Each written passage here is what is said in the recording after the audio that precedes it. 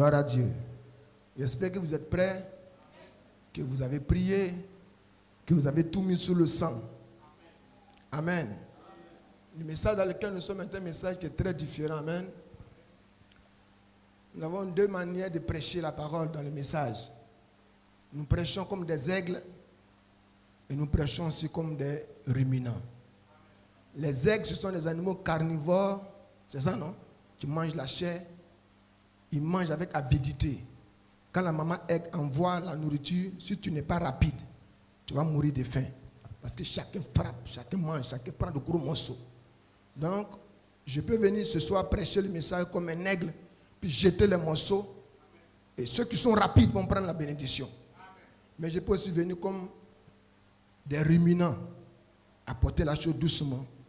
Vous prenez, et puis après vous allez vous reposer, vous faites remonter, et puis vous ruminez. C'est ce style-là que je vais prendre ce soir. Parce que ce thème est tellement important que si je fais un réveil des aigles, ça peut échapper à d'autres. Je vais faire un réveil des ruminants. Apporter ça doucement, doucement, doucement. Tu vas manger, tu vas manger. Quand tu vas arriver à la maison, tu vas faire remonter tout ça.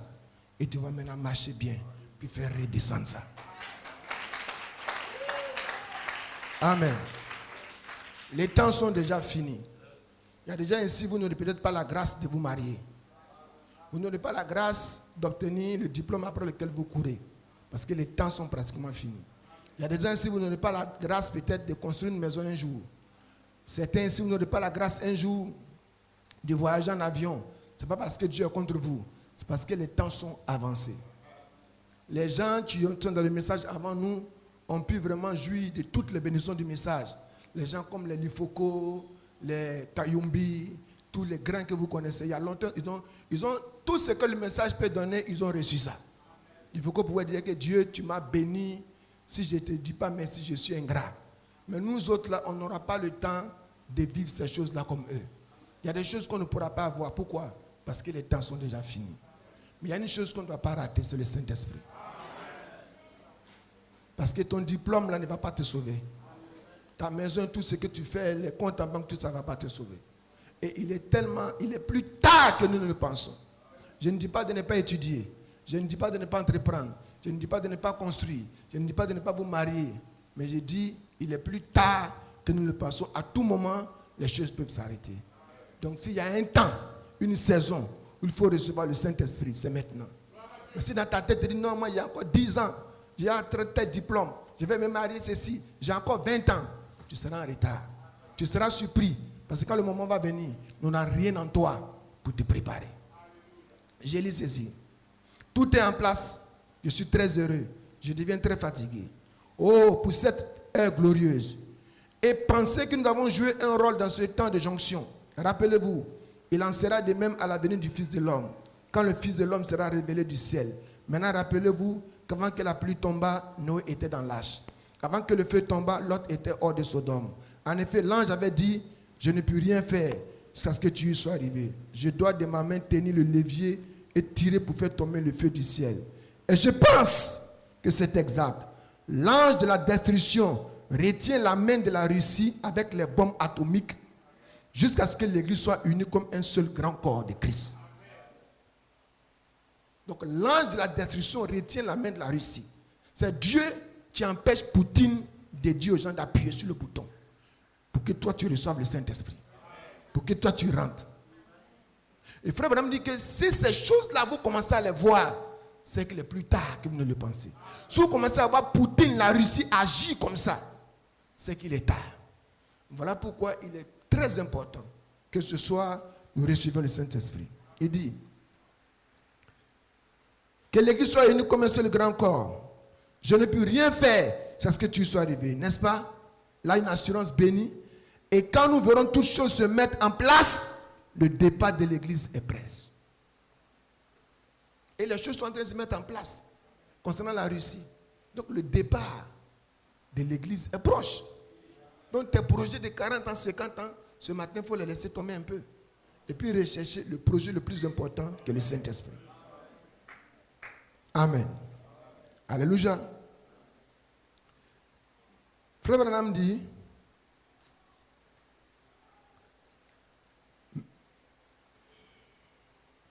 Mais avant que cela n'arrive, la Bible déclare que la Russie et le communisme font tout simplement le jeu de Dieu pour exterminer carrément les gens de la face de la terre. La Russie, c'est un instrument dans la main de Dieu pour exterminer les gens de la face de la terre parce que les gens ont dépassé la ligne de démarcation.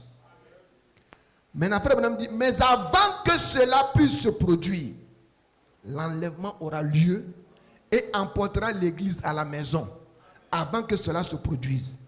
Et si c'est si proche à ce point-là, combien proche est l'enlèvement? C'est-à-dire que si la Russie est sur le point de faire, de bombarder le monde, combien proche est l'enlèvement? Est-ce que la Russie n'est pas proche? Donc tu vois que ce n'est plus le moment de jouer à l'église. Je sais que nous avons des problèmes, nous avons des besoins, nous avons des ceci, nous avons des charges, nous avons des responsabilités. Mais ça là, ce n'est rien devant Dieu. Par rapport à ta vie. Si la Russie est si proche d'accomplir la prophétie, alors l'enlèvement aussi est proche. Maintenant, Branham dit, voyez-vous pourquoi je prêche comme je le fais, alors que je lutte de toutes mes forces, alors que Dieu fait tout ce qu'il peut, afin de faire pénétrer cela dans les élus, de faire sortir de là la sémence de la femme, pour que la sémence du serpent puisse recevoir le châtiment. Ça c'est fort, hein? C'est tout à fait exact. C'est ce qu'il a promis de faire. Donc Dieu est en train de travailler pour faire sortir la sémence de la femme, la mettre à l'abri, pour que la sémence du serpent reçoive le châtiment. Parce que Dieu ne peut pas détruire l'incroyant et le croyant ensemble. Et on nous a enseigné une fois ici qu'en réalité, ce que Dieu vient enlever là, c'est le Saint-Esprit. J'espère que vous n'avez pas oublié cette leçon-là. Amen. Donc ce soir, nous sommes à une réunion spéciale sur le Saint-Esprit. William Branham prêche 2 messages importants sur le Saint-Esprit. La première, c'est qu'est-ce que le Saint-Esprit? Et la seconde, c'est pourquoi le Saint-Esprit a-t-il été donné? Maintenant, écoutez ce qu'il dit. Amen. Qu'est-ce que le Saint-Esprit? 16-12-1959. Maintenant, j'ai demandé à ce tabernacle.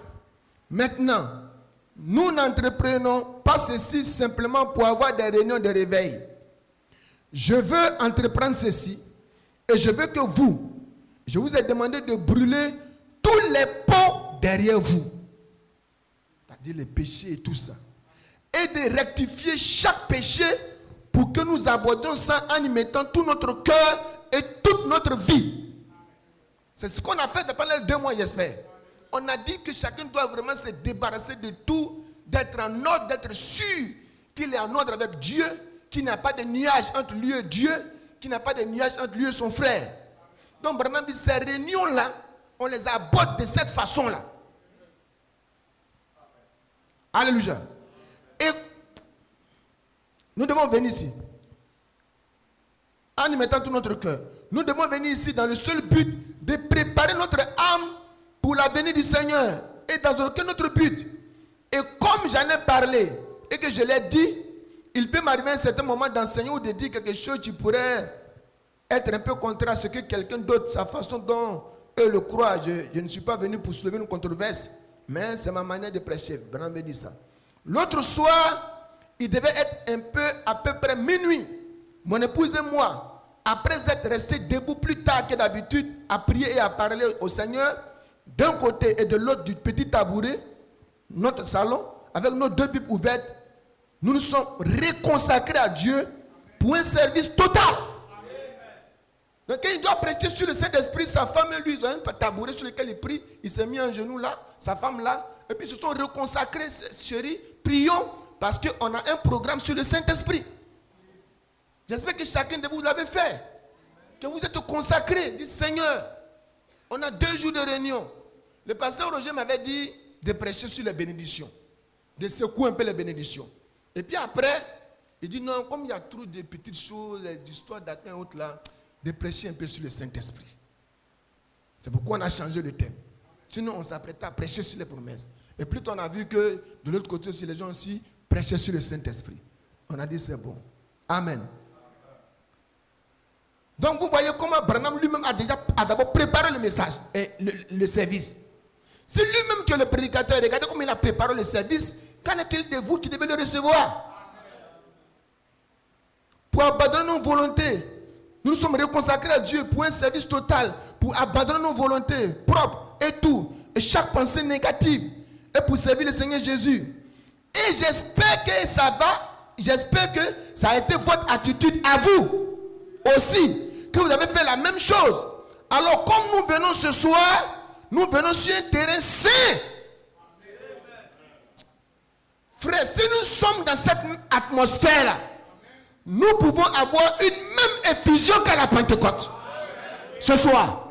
Nous pouvons avoir une même effusion que lorsque Pierre prêchait, chez Corneille et le Saint-Esprit est tombé.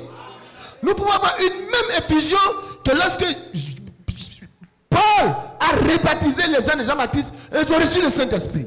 Nous pouvons avoir la même effusion ce soir. Si chacun s'est mis dans cet esprit-là. Nous venons sur un terrain saint.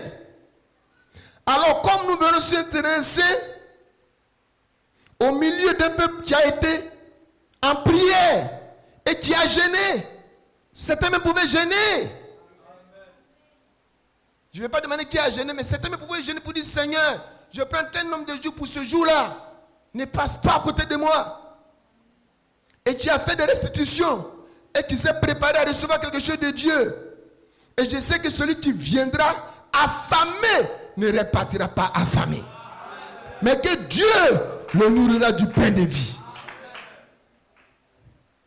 Ça, c'est dans qu'est-ce que le Saint-Esprit. Maintenant, dans pourquoi le Saint-Esprit? Il dit, hier soir, nous parlons de ce qu'il était. Qu'était le Saint-Esprit? Et nous avons vu qu'il est à peu près tout ce que Dieu nous a promis. Oui. En lui, nous avons trouvé exactement ce dont l'Église de Dieu a besoin. Nous avons vu qu'il est un sceau, un consolateur, le repos et la joie et la paix et la résurrection. Et tout ce que Dieu a promis à son Église se trouve dans le Saint-Esprit. Et maintenant, ce soir, nous voulons prêcher sur, ou parler, ou enseigner sur, j'ai environ 3 ou 4 feuilles de texte ici, ou de passages des Écritures là-bas, là-dessus, dans lesquels, hier soir, j'ai laissé ma concordance, Prudence, et je ne suis pas venu la chercher. Alors, j'ai dû faire de mon mieux aujourd'hui avec les passages des Écritures. Bon, et demain, ce soir, nous enseignons sur dans quel but Dieu a-t-il envoyé le Saint-Esprit, à quoi sert-il?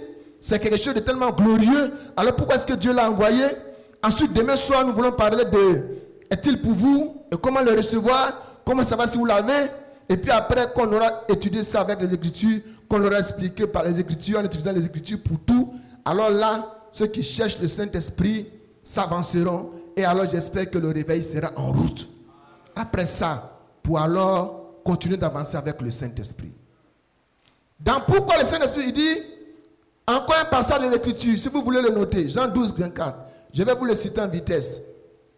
Maintenant, regardez, une dernière remarque là. Et rappelez-vous alors, c'est absolument là, pour vous autres, il est absolument essentiel et nécessaire et indispensable et obligatoire que vous receviez le Saint-Esprit maintenant. Alléluia. Il est nécessaire, il est obligatoire, il est essentiel, il est important, il est que vous receviez le Saint-Esprit maintenant. Tu dois te dire ça ce soir. Seigneur, je ne sortirai pas d'ici sans le Saint-Esprit. En effet, si vous ne le recevez pas, vous ne pouvez pas venir à la résurrection. Maintenant, regardez bien. Dieu ne peut pas violer ses lois. Ça, nous le savons. Il suit ses lois. Il ne peut pas violer ses lois. Il dit, il peut y avoir 2 hommes, l'un exactement, tous les 2 absolument pareils. L'un peut être un homme bon. Il peut faire des bonnes œuvres. Il peut faire tout le reste. Mais si cet homme n'a pas la vie éternelle en lui, il ne ressuscitera jamais à la résurrection. Il ne peut pas le faire. Il n'y a rien là pour qu'il puisse ressusciter. Il n'y a là rien qui puisse le faire se lever. Il n'y a pas de vie. Donc, vous voyez, mon cher frère, ma chère sœur, si un homme n'est né de nouveau, il ne peut aucunement revenir dans ce royaume. Il ne peut pas.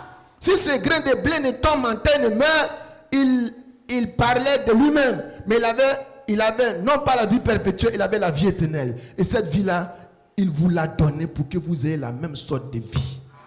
Donc peu importe que vous soyez des frères jumeaux, si l'autre n'a pas le Saint-Esprit, à la résurrection, ton frère jumeau ne ressuscitera pas. C'est ce que Branham veut dire ici.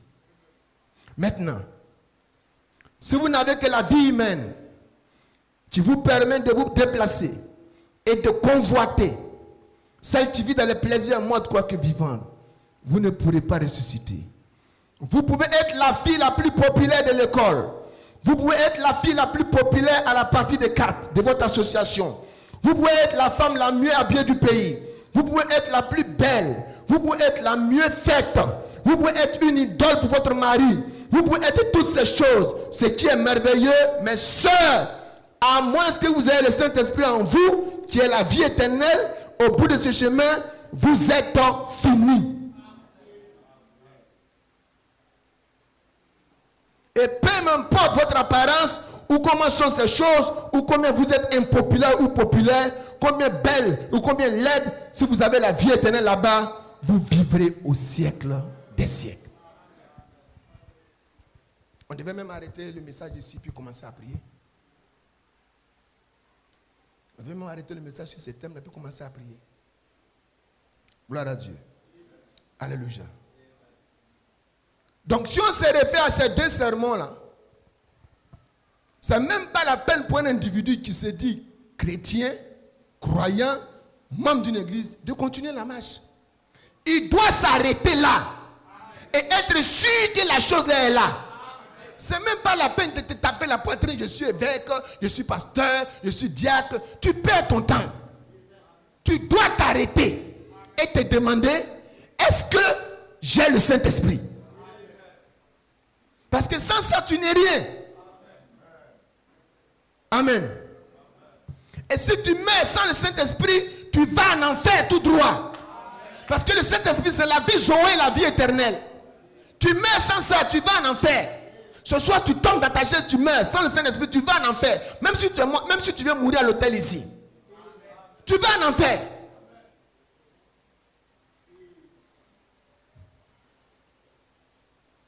Donc, on ne peut même pas parler de pourquoi le Saint-Esprit a-t-il été donné sans d'abord parler, est-ce que nous l'avons? Parce que l'avoir, ça c'est la première étape. Et pourquoi il a été donné, c'est la seconde étape. Donc, il faut d'abord chercher à le recevoir. Je répète encore, j'espère que chacun s'est préparé sérieusement. Moi, je me suis retiré de ma maison depuis jeudi. Je suis allé m'enfermer quelque part. Aujourd'hui, je suis sorti pour venir. Pour dire, Seigneur, laisse que quelqu'un reçoive le Saint-Esprit. Donne-moi la prédication, donne-moi l'inspiration, donne-moi les mots, donne-moi ce qui peut convaincre les gens. Donne-moi d'amener quelqu'un à la repentance, à croire pour recevoir la. Depuis jeudi, je suis enfermé quelque part. Je viens d'arriver à 15 heures. J'espère que vous avez pris ces 2 mois pour vous consacrer. Mais ce serait vraiment dommage que des gens viennent à la recherche du Saint-Esprit et puis non préparés. Que c'est une routine quoi pour eux.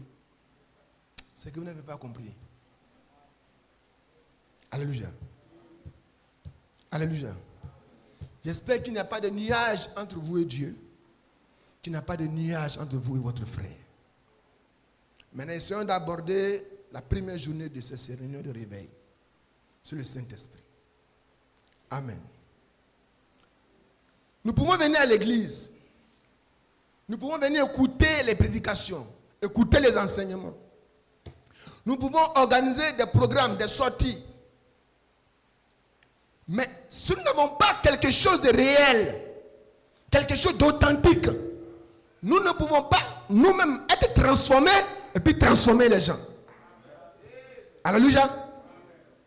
Nous pouvons faire jouer les bandes à longueur de journée. Nous pouvons faire des conventions à longueur de journée. Nous pouvons prêcher à longueur de journée. Nous pouvons lire la Bible à longueur de journée. Mais si nous n'avons pas quelque chose de réel et d'authentique, nous ne pourrons pas transformer le monde. et nous transformer nous-mêmes.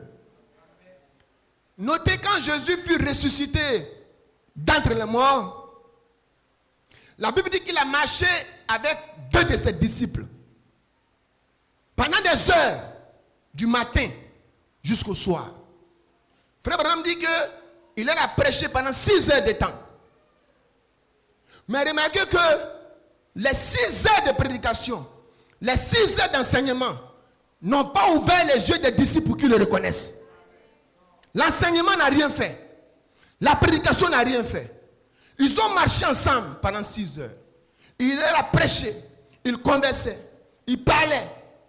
Mais du matin jusqu'au soir. Donc il a prêché. Branham dit qu'il a prêché pendant 6 heures, du matin jusqu'au soir. Mais la prédication là, ça a simplement émis le cœur. Parce qu'ils ont dit, notre cœur ne nous brûle-t-il pas dedans de nous? Ah, le pasteur a prêché aujourd'hui. Mais hier, le pasteur, tu as prêché hier. Mais est-ce que quelque chose s'est produit? Ça t'a seulement secoué l'esprit. Pendant 6 heures, j'ai été émis dans le cœur. Amen. Alléluia. Mais au temps du soir, arrivé dans la maison, Jésus a fait quelque chose. Quelque chose de réel, quelque chose d'authentique. Pas juste des mots, pas juste des phrases, mais il a posé un acte, il a fait une action. C'est cette action-là de Jésus, l'acte de Jésus, qui a ouvert les yeux de Dieu et puis il le reconnaît. Alléluia. Ce soir, j'ai pris que ce ne soit pas juste des mots. Que Jésus ne prononce pas juste des mots, mais qu'il fasse quelque chose de réel. Abraham, qu'il fasse quelque chose d'authentique.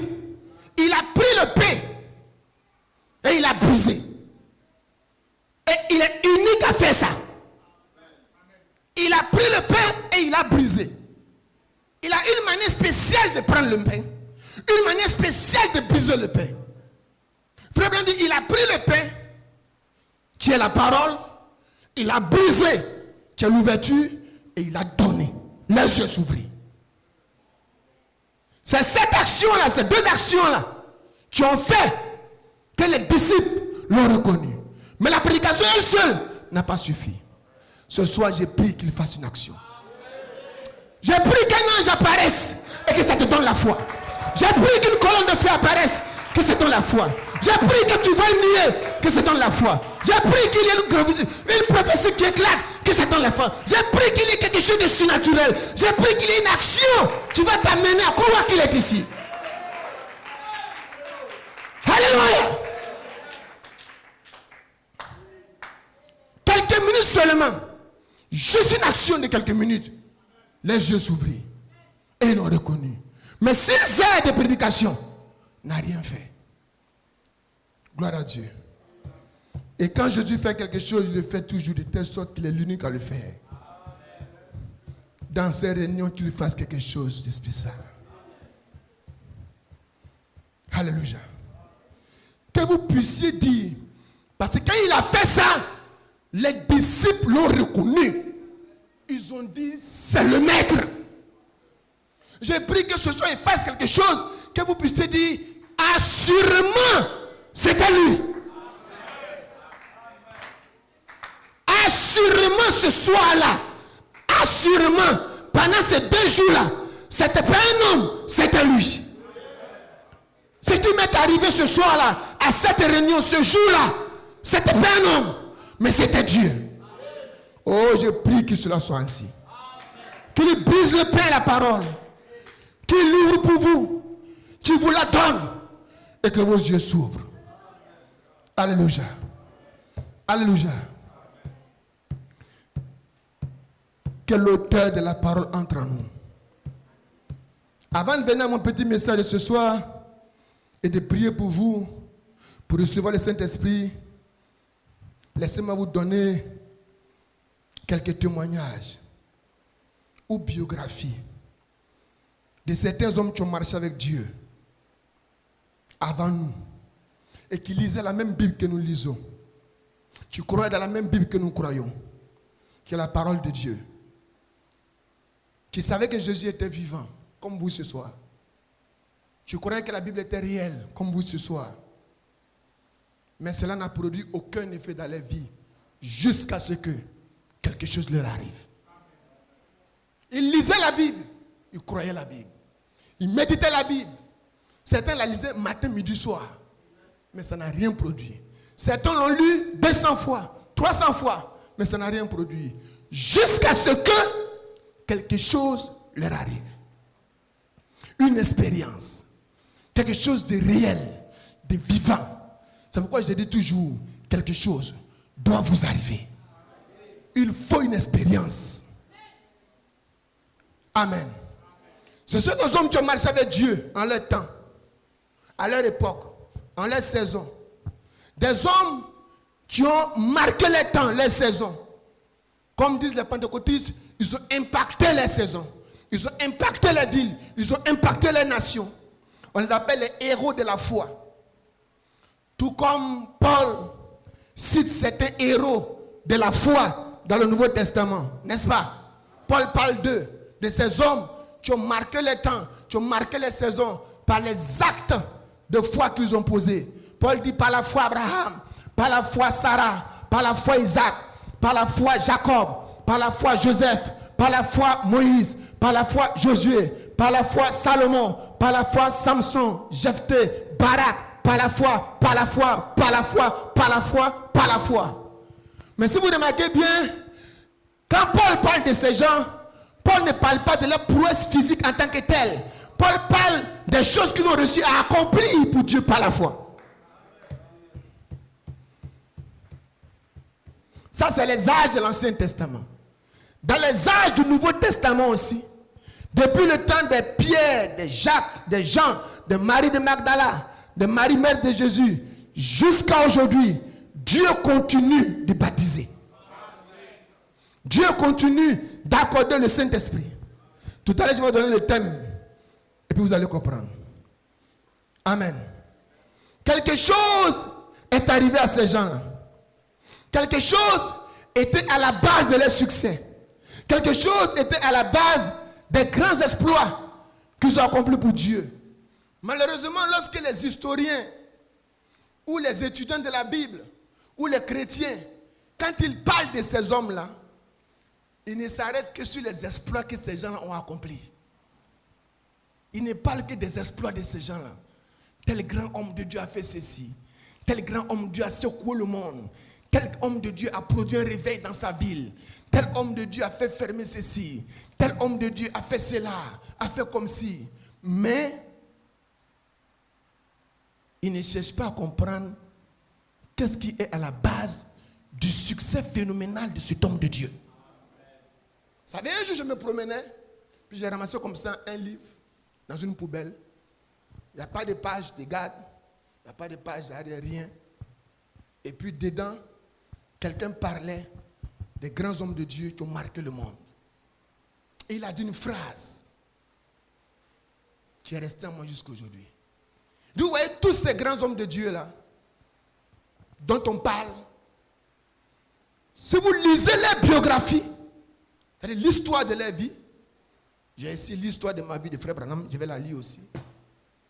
Il dit, vous trouverez chez tous ces hommes-là, un jour, une date, une heure, une seconde, un moment où quelque chose leur est arrivé. Alléluia! C'est ce quelque chose-là qui a fait d'eux ce qu'ils sont. Mais nous, on prend ce qu'ils sont, on oublie ce qui s'est passé à la base.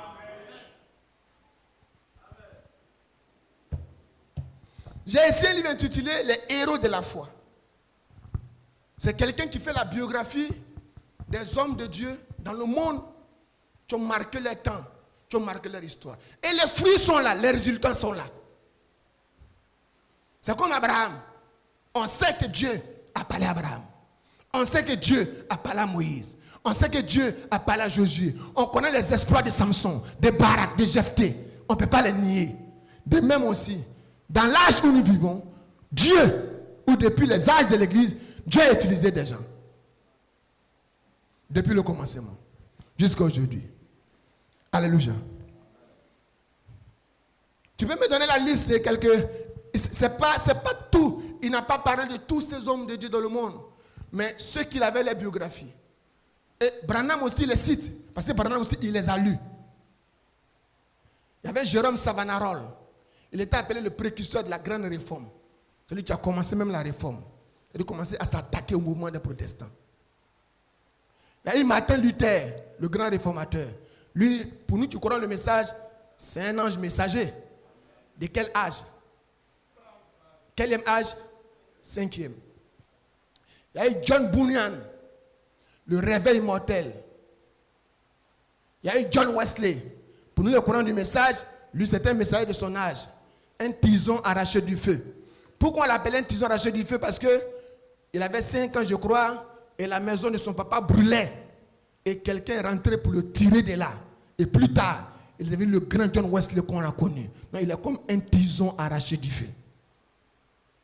David Brenner, héros envoyé au Pôle Rouge, lui, il a converti des milliers d'Indiens. William Carey, le père des missions modernes, c'est lui qui a commencé à faire les missions à l'étranger partout. En tant que cordonnier, cotiser l'argent pour aller faire des missions dans le monde. Charles Finney, l'apôtre des réveils. As-tu lu, tu le connais? Lui là, il est rentré dans une usine de fabrication de voitures. Il y a près de 500 à 300 ouvriers qui travaillaient. Il a traversé simplement l'usine. Il est sorti. Tous les 500 plaies sur les péchés se donnent à Jésus-Christ. Charles Finney. Mais il va vous dire où il a pris ça. En un jour, en une date, en une seconde. La chose que tu es venu chercher ce soir-là, c'est ça lui l'a vécu. George Muller, l'apôtre de la foi. Hudson Taylor, père de la mission de la Chine intérieure. Lui, il est allé en Chine. En Chine, un pays athéiste. Hudson est allé là-bas. Sa fiancée dit, il faut venir, on va se marier. Il dit, chérie, les âmes meurent ici. Elle est morte à force de l'attendre. Il ne s'est pas marié. À cause des âmes. Toi, tu peux faire ça? Charles Spurgeon, le prince des prédicateurs. Lui, c'était un prédicateur terrible. Dwight Moody, un grand homme de Dieu aussi. Célèbre conquérant des âmes. Jonathan Gofford, par mon esprit. Et puis moi, je vais citer John Robert. Ah, vous pensez que c'est vous ceux qui avez reçu le Saint-Esprit? Le courant du message, c'est-à-dire que pour vous, vous êtes les seuls. Puis je vais citer le Sadhu Sudha Singh. Puis à la fin, maintenant, j'ai cité William Branham. C'est des gens qui ont vécu à des dispensations. Donc Luther n'était pas un homme de Dieu. Il fumait pipe. Puis il a dit de tuer les Juifs. Alléluia. À la page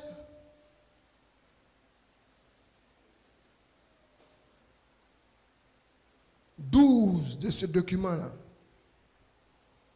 Il y a même des émissions même où on parle d'eux. Il y a une émission, on appelle ça les héros de la foi. Donc, il y a un jeune homme là qui parle d'eux. Il a même parlé de Osborne. Il a montré comment Osborne a été impacté par Branham. Il y a toujours un jour, une heure, une seconde où ces hommes-là, quelque chose leur est arrivé. Mais si toi-même la chose n'était pas arrivée là, comment tu peux faire arriver ça aux gens?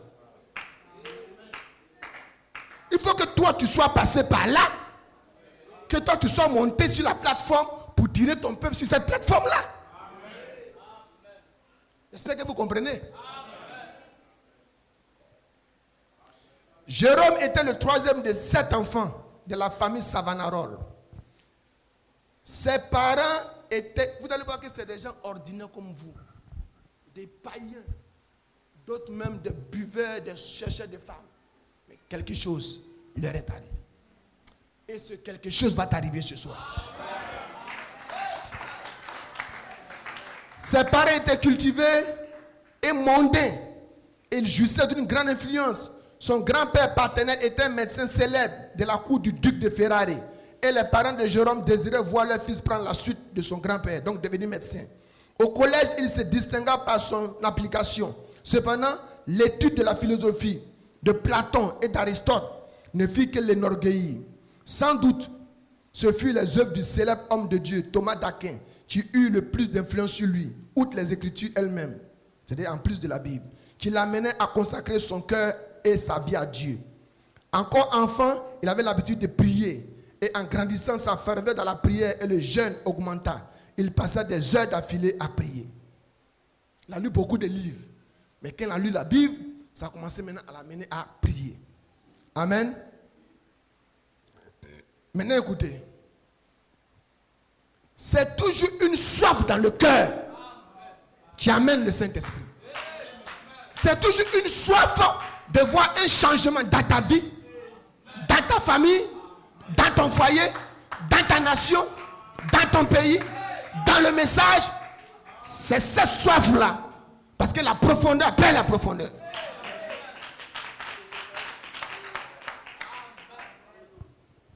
Mais si tu es indifférent à ce qui se passe, ton église même tu es indifférent, tu n'as jamais prié pour que les choses changent, tu ne recevras rien. Tout ce que tu as, tu sais, ton ventre. Ton ventre. Il passait des heures d'affilée dans la prière.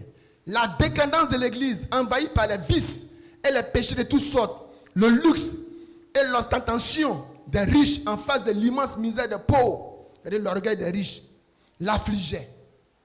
Il passait de longs moments seul dans la campagne et au bord du pot, dans la méditation et la contemplation de la présence de Dieu, à chanter ou à pleurer selon les sentiments qui brûlaient en lui. Alors qu'il était encore très jeune, Dieu commença à lui parler par des visions.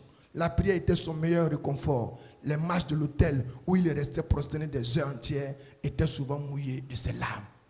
C'est à partir de ces visions-là que Jérôme Sabanarole est devenu celui que nous avons aujourd'hui comme un grand homme de Dieu. Quelque chose lui est arrivé. Il avait faim, il avait soif de voir l'église changer à cause du vice, du péché, de tout ce qui s'est fait. Est-ce que quand vous voyez le message encore une fois, vous êtes fiers? Et cherchez le Saint-Esprit pour que les choses changent.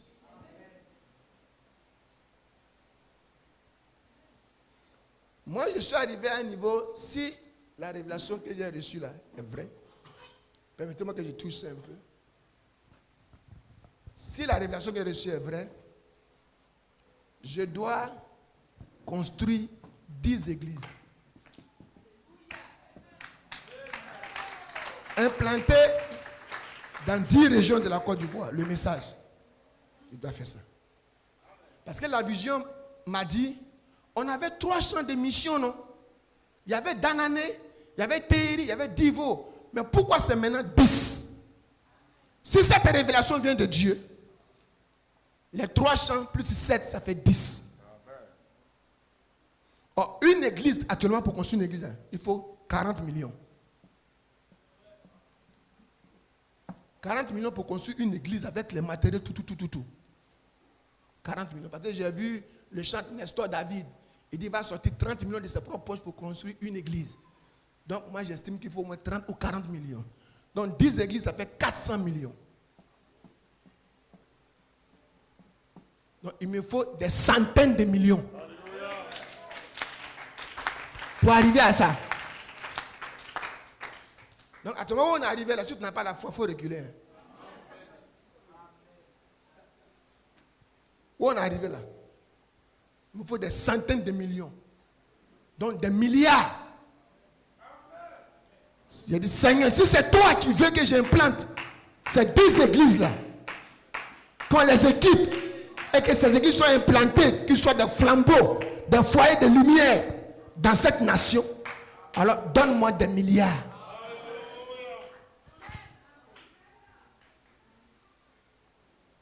Alléluia. Gloire à Dieu. Le deuxième, Martin Luther. On a déjà expliqué sur l'histoire de Martin Luther. Mais je vais dire comment lui, il est arrivé à la conversion.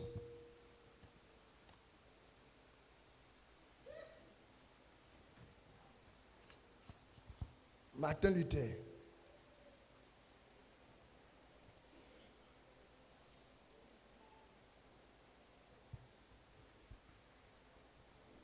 Page 27.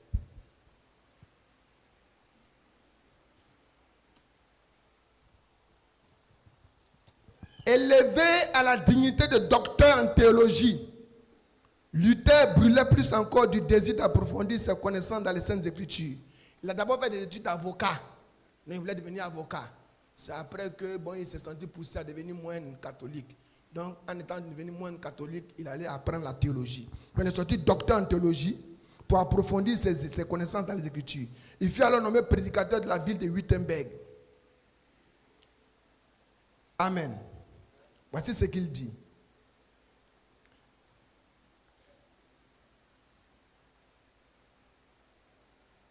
Celui-ci écrivait aussi la grande tragédie. Avec le désir ardent de comprendre la parole de Dieu, je me mis à étudier son épître aux Romains. Je notais que dans le premier chapitre, il était établi que la justice de Dieu est révélée dans l'évangile. Je détestais l'expression la justice de Dieu parce que selon ce que j'avais appris, je la considérais comme un attribut du Dieu saint qui le poussait à châtier les pécheurs en dépit de ma vie irréprochable de moine. Ma conscience troublée me montrait que j'étais un pécheur. Parce que quand il lit la Bible, on dit la justice de Dieu. La justice de Dieu, il dit, mais c'est qu'on est foutu. Parce qu'aucun homme ne peut atteindre la justice de Dieu. Donc nous, on va aller en enfer. Parce que lui, il est tellement juste que personne ne peut égaler sa justice. C'est comme ça que Luther, pour aller vite, il va lire la Bible et il va comprendre que non, ce n'est pas toi ta justice, mais c'est la justice du Fils de Dieu. Tu te revêts de la justice de Christ et aux yeux de Dieu, tu deviens juste. Alors la voix lui dit, le juste vivra par la foi en Jésus-Christ et non pas par les pénitences, en se chicotant, en se mortifiant. Tu ne pourras jamais être juste aux yeux de Dieu en marchant droit. Non, tu es juste de la justice du Seigneur Jésus-Christ. Père, je suis un pécheur, mais en acceptant Jésus comme mon Seigneur, mon Sauveur, je deviens juste à tes yeux. Ça a enflammé l'âme de Luther et il a eu la paix dans son âme. Le Saint-Esprit est rentré et dit c'est comme un poids qui a été enlevé sur ses épaules. Il a compris que ce n'est pas par les efforts, par la force, par la pénitence, par les jeûnes, par les ceci, qu'un homme est justifié devant Dieu. Mais c'est en acceptant Jésus simplement comme Seigneur Sauveur. Donc on dit, hé, pape, stop. Vous mentez. Mais c'est parti du jour où il lisait la Bible là, dans sa chambre. Et cette chose-là s'est produite là. Alléluia. C'est ainsi que l'âme de Luther se libéra de son esclavage. Il écrivit, je me sentis alors renaître et au paradis. Les Écritures tout entières avaient maintenant pour moi une haute signification. Je les étudiais en détail afin d'y découvrir tout ce qu'elle enseignait sur la justice de Dieu. Avant, ces paroles m'étaient odieuses. Maintenant, je les recevais avec le plus grand amour. Ce verset fut pour moi la porte d'entrée au paradis. Après cette merveilleuse expérience, Luther prêcha tous les jours. En certaines occasions, il lui arriva même de faire jusqu'à 3 prédications. Donc le grand Luther là, qui a secoué l'Europe là, qu'on appelle le père de la réforme là, c'est que tu es venu chercher ce soir là. C'est ça qu'il a vécu. Dieu ne change pas son patron. L'apôtre Paul, qui est appelé aujourd'hui le messager du premier âge, c'est un simple chrétien qui lui a imposé les mains. Reçois le Saint-Esprit, sinon tu ne peux pas aller loin. Puis il a reçu. C'est ce qu'a fait de Paul, le grand Paul qu'on connaît. Sans vision, sans songe, sans parler en langue, sans prophétie, simplement reçoit le Saint-Esprit. Ça fait de Paul le plus grand de tous les apôtres. Il dit, j'ai travaillé plus que vous tous. Toutefois, non pas moi, mais la grâce de Dieu qui est avec moi. C'est que tu es venu chercher ce soir-là. Simplement. Donc, crois que la chose est là. Tu crois que Dieu peut te donner ça ce soir?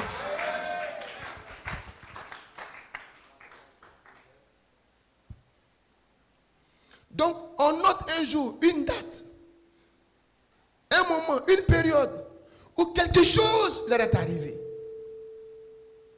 Mais on ne fait pas attention à ça. Page 59. John Wesley.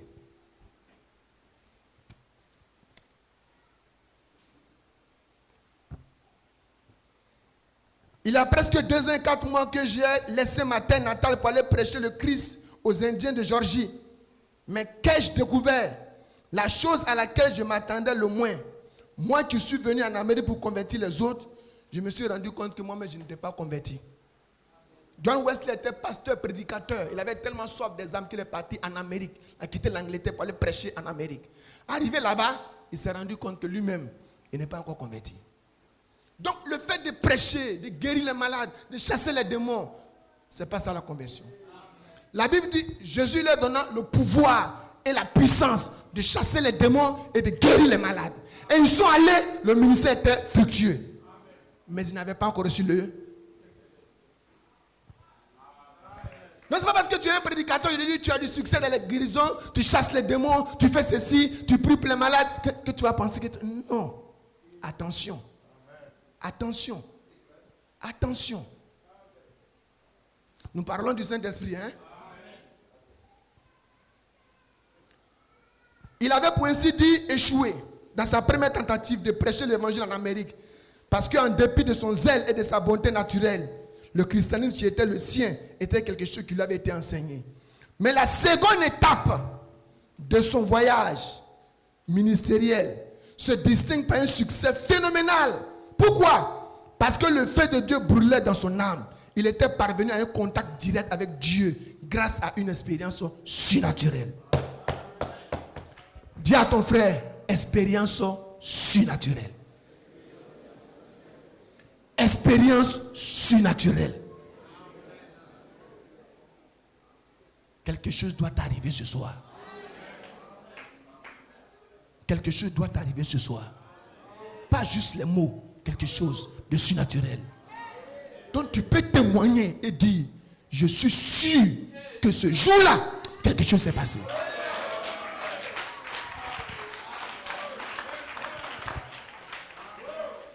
Nous rapportons ici, selon ses propres paroles, l'expérience par laquelle l'Esprit Saint donna la preuve à son esprit qu'il était fils de Dieu. Expérience qui transforma complètement sa vie. Il était près de 5 heures ce matin-là, lorsque j'ouvris le Nouveau Testament, et tombé sur ces phrases. Nous assure de sa part les plus grandes et les plus précieuses promesses, afin que par elles, vous deveniez participants de la nature divine. Avant de sortir, j'ouvris le Nouveau Testament, et je lus ces phrases. Vous n'êtes pas éloignés du royaume de Dieu.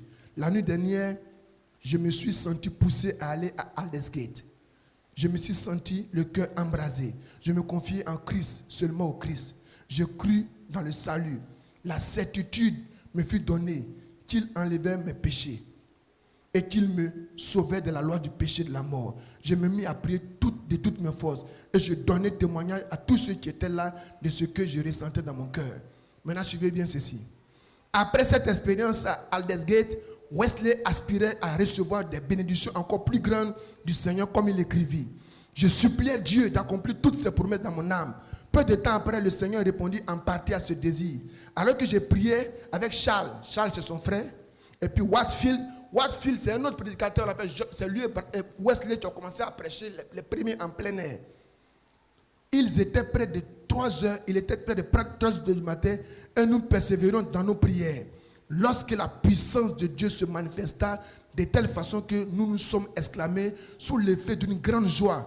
Et nombre de ceux qui étaient là tombaient sur le sol, puis une fois atteignés la peur et la surprise que nous ressentions en présence de sa majesté, nous nous sommes exclamés d'une seule voix, tous ensemble, nous te louons, oh Dieu, nous te louons, oh Dieu, nous t'acceptons comme notre Seigneur. Ils étaient nombreux. Et ils ont commencé à prier. Et le Saint-Esprit est tombé sur eux. Et ils ont tellement senti qu'ensemble, de façon spontanée, eux tous ont crié, nous te louons Dieu. Je prie que ce soit une télévision tombe ici. Je prie que ce soit une télévision remplie ce bâtiment. Et que nous tous nous sentions que quelque chose est là. Wesley. Voilà ce qui a changé la vie de Wesley. Alléluia. Cette onction du Saint-Esprit élargit considérablement les horizons spirituels de Wesley. Son ministère porta un homme exceptionnel de fruits. Et il travailla sans interruption pendant 53 ans, le cœur rempli de l'amour divin. Pendant 53 ans, il est resté chrétien. 53 ans servi Dieu. À cause de ce qui s'était passé ici. Là. Si tu n'as pas ça, tu ne peux pas arriver ici. Comme quelqu'un, je ne sais pas si c'est le chant qui a dit, tu vas finir par rétrograder un matin. Tu vas péter comme une pastèque. Alléluia. Gloire à Dieu. Moody. Bon, je laisse Georges Fuller. Je prends Charles Finet. Charles Finet, je vais pas lire, je vais expliquer directement pour aller vite. Lui, il était avocat, très intellectuel. Donc, Dieu, la religion, ce n'était pas trop. Les gens qui vont à l'église. Mais étant avocat, il s'est rendu compte qu'il y a certaines lois de Dieu qui sont dans la Constitution. Comment la Bible peut nous donner des lois que nous appliquons dans la société? Donc, il va commencer un peu à lire la Bible. Donc, en lisant la Bible, il a commencé à prendre plaisir aux paroles de Dieu. Il a vu que c'est des saines paroles, que si quelqu'un les lit, ça peut le changer par rapport à la loi qu'eux enseignent. Et maintenant, il a eu à cœur de chercher Dieu. Mais étant un homme très intellectuel, grand, il avait honte de se mettre en genoux pour dire, Seigneur, je suis un pécheur. Vous imaginez un directeur de société venir à l'église. Et puis ses employés sont là. Le boss qui vient, qui pleure, ses larmes coulent, ses morts coulent, puis il pleure. Ah ouais. Il ne pouvait pas faire ça. Alléluia. Donc, il allait dans les bois pour ne pas que quelqu'un le voie, parce que c'est un grand homme dans la société. Il veut se mettre en genoux, mais quelque chose lui dit, quelqu'un va te voir tout de suite. Toi, le grand avocat. Quelqu'un va te voir en genoux. Tu es trop grand pour te mettre en genoux. Et puis il a dit, attends, moi je suis qui devant Dieu?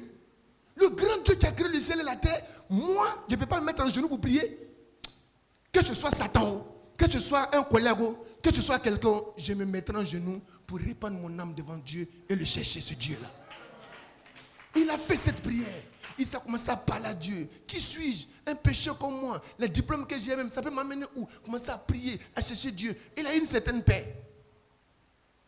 Il est retourné dans son bureau. Mais il dit, il avait toujours honte, donc il a mis un papier dans la serrure là, pour ne pas que quelqu'un le voie en train de prier. C'est là dans le bureau. Il dit, il a vu Jésus debout comme ça. Ne m'as-tu pas dit que tu vas me donner ton cœur? Pourquoi tu as honte de moi? Il dit, ce n'est pas une vision.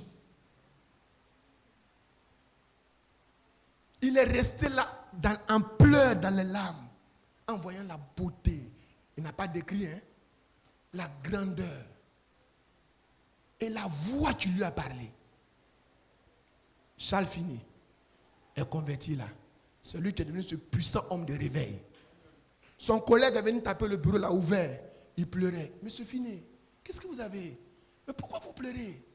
Il y a quelque chose qui ne va pas. Il dit, frère, je pleure de joie.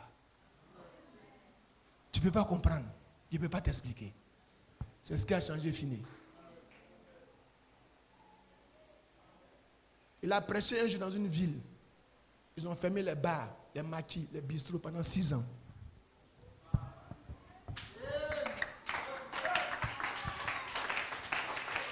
Je vais lire des citations, Branham parle de tous ces hommes-là.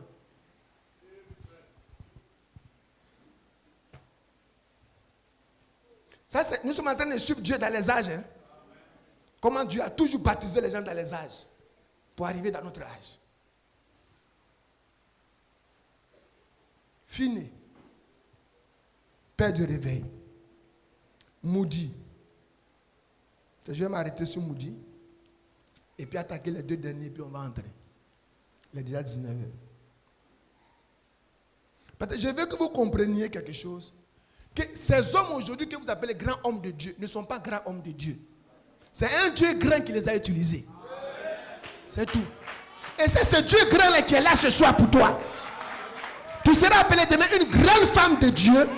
Pas parce que tu es grande, mais parce que le Dieu grand là se sera emparé de toi.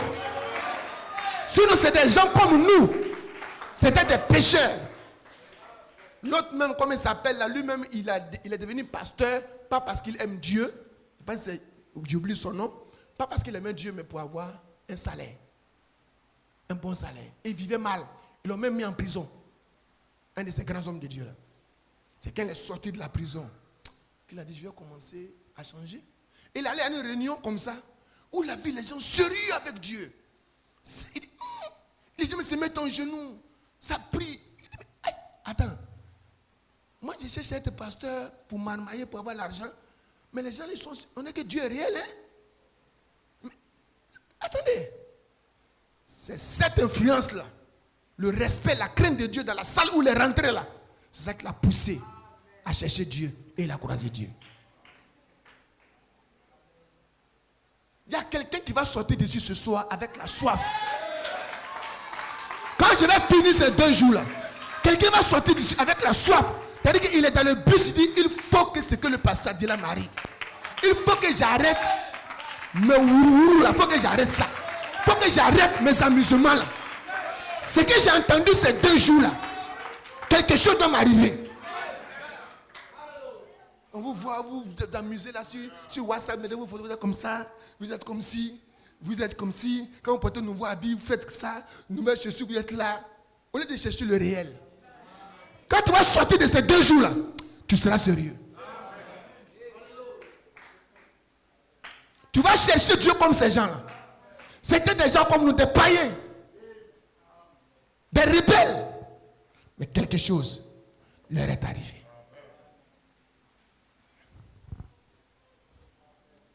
Ça, c'est George Muller, je crois. Mais je le saute. Je vais à Moody. Parce que Moody aussi, c'est quelqu'un qui a secoué l'Angleterre, qui a secoué les États-Unis. Et Frère Branham parle beaucoup de lui. 170. Pour Moody me plaît parce qu'on parle de sa maman. Je veux que les femmes écoutent ça bien. Que personne ne pense cependant que D.L. Moody fut grand en lui-même ou qu'il eut des occasions que les autres n'avaient pas. Ses ancêtres étaient de simples paysans qui vécurent pendant 7 générations, soit environ 200 ans, dans la vallée du Connecticut aux États-Unis. Moody naquit le 5 février 1837, de parents pauvres, le 6e d'une famille de 9 enfants. Donc pendant 700 ans, aucun n'est croyant. Issu d'une famille païenne. Il était encore très jeune à la mort de son père, lorsque les créanciers s'emparaient de tout ce que possédait la famille, jusqu'au bois qui servait à chauffer la maison par le temps de froid. Son papa devait. Ils ont tout pris, même bois qu'on prend pour se réchauffer, ils ont pris. Donc tu vois que ce n'est pas toi qui tu passes par des souffrances. De grands hommes de Dieu sont passés par des épreuves comme ça. Dieu était assis, il voyait, mais il était en train de travailler son instrument. Parce qu'il devait faire quelque chose avec lui. C'est pourquoi bénis Dieu pour tout ce qui t'arrive. Il est au contrôle. Il sait ce qu'il fait. L'histoire des années de lutte de la mère de Moody est des plus émouvantes et des plus dignes d'inspiration. Quelques mois après la mort de son mari, elle mit au monde des jumeaux. Alors que l'aîné n'avait que 12 ans, la famille lui conseilla alors de confier ses enfants à d'autres qui les élèveraient à sa place, mais avec un courage invincible et un dévouement profond envers ses enfants. Elle réussit à élever les 9 enfants dans son propre foyer. On a conservé comme un précieux trésor sa Bible dans laquelle les paroles de Jérémie 49:11 étaient soulignées. Laisse tes orphelins, je les ferai vivre, et que tes veuves se confient en moi. Elle a pris ce verset toute sa vie, elle lisait ça pour élever ses 9 enfants. Que peut-on entendre d'enfants qui ont grandi auprès de leur mère, si ce n'est qu'ils deviennent des hommes et des femmes attachés au même Dieu que les mères? Alléluia. Ça, c'était pour les mamans. Gloire à Dieu. Lorsqu'il eut 17 ans, Moody quitta la maison pour aller travailler à Boston, où il trouva à s'employer dans la cordonnerie de l'un de ses oncles. Il continua à assister au culte, mais il n'était pas encore sauvé. que ceux qui se consacrent à la tâche de gagner des âmes le notent bien. Ce ne fut pas lors d'un culte que Jules Moody fut amené au Sauveur. Son moniteur d'école de dimanche, Edward Kimball, raconte. J'ai résolu de lui parler. C'est quelqu'un qui allait lui dire, Moody, tu vas à l'église hein, et tu es zélé, c'est vrai. Mais quand je te vois, tu n'es pas encore converti. C'est ce qui a travaillé son âme. C'est ce qui a travaillé son âme.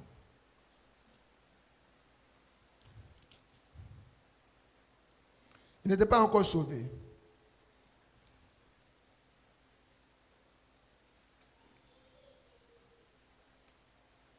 « 178. Je vais sauter ça. Au milieu de ces grandes entreprises, Moody résolut subitement de se rendre en Angleterre. Son principal intérêt dans ce voyage à Londres était d'aller entendre Spurgeon. Spurgeon, c'était un prédicateur. Prêchait dans le Metropolitan Tabernacle. Il avait déjà lu bon nombre des écrits du prince des prédicateurs. On l'a cité M. Spurgeon là. Mais sur place, il put se rendre compte qu'il ne s'agissait pas de l'œuvre de Spurgeon, mais celle de Dieu, et il revint de sa visite. Quand il allait voir comment le monsieur prêchait, il s'est rendu compte que ce n'est pas l'homme là qui prêche, mais c'est Dieu au travers de cet homme. Il alla également voir George Muller. On a parlé de George Muller aussi. Et visiter son orphelinat à Bristol. Quand il est revenu, il a fait la même chose. Amen. Mais ce qui, dans ce voyage, poussa Moody à rechercher une expérience plus profonde avec le Christ.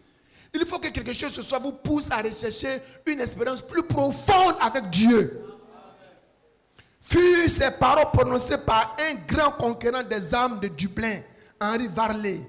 Le monde n'a pas encore vu ce que Dieu fera avec, pour et par l'homme qui s'en remet entièrement à lui.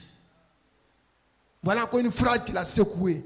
Moody s'est dit en lui-même, il n'a pas dit par un homme, ni par un sage, ni par un riche, ni par un orateur, ni par un intelligent, mais tout simplement par un homme. Le monde n'a pas encore vu ce que Dieu fera avec et pour un homme qui s'abandonne à Dieu. Donc comme il n'a pas mis de nom là, moi Moody, je mets mon nom là. Je serai cet homme-là. Il a commencé à chercher Dieu.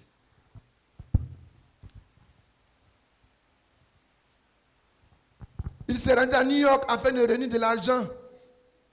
La nuit où se déclarait ce pouvoir sinistre et un incendie qui éclatait, Moody avait dans la soirée prêché sur le thème « Que ferai-je donc de ce Jésus appelé le Christ ?»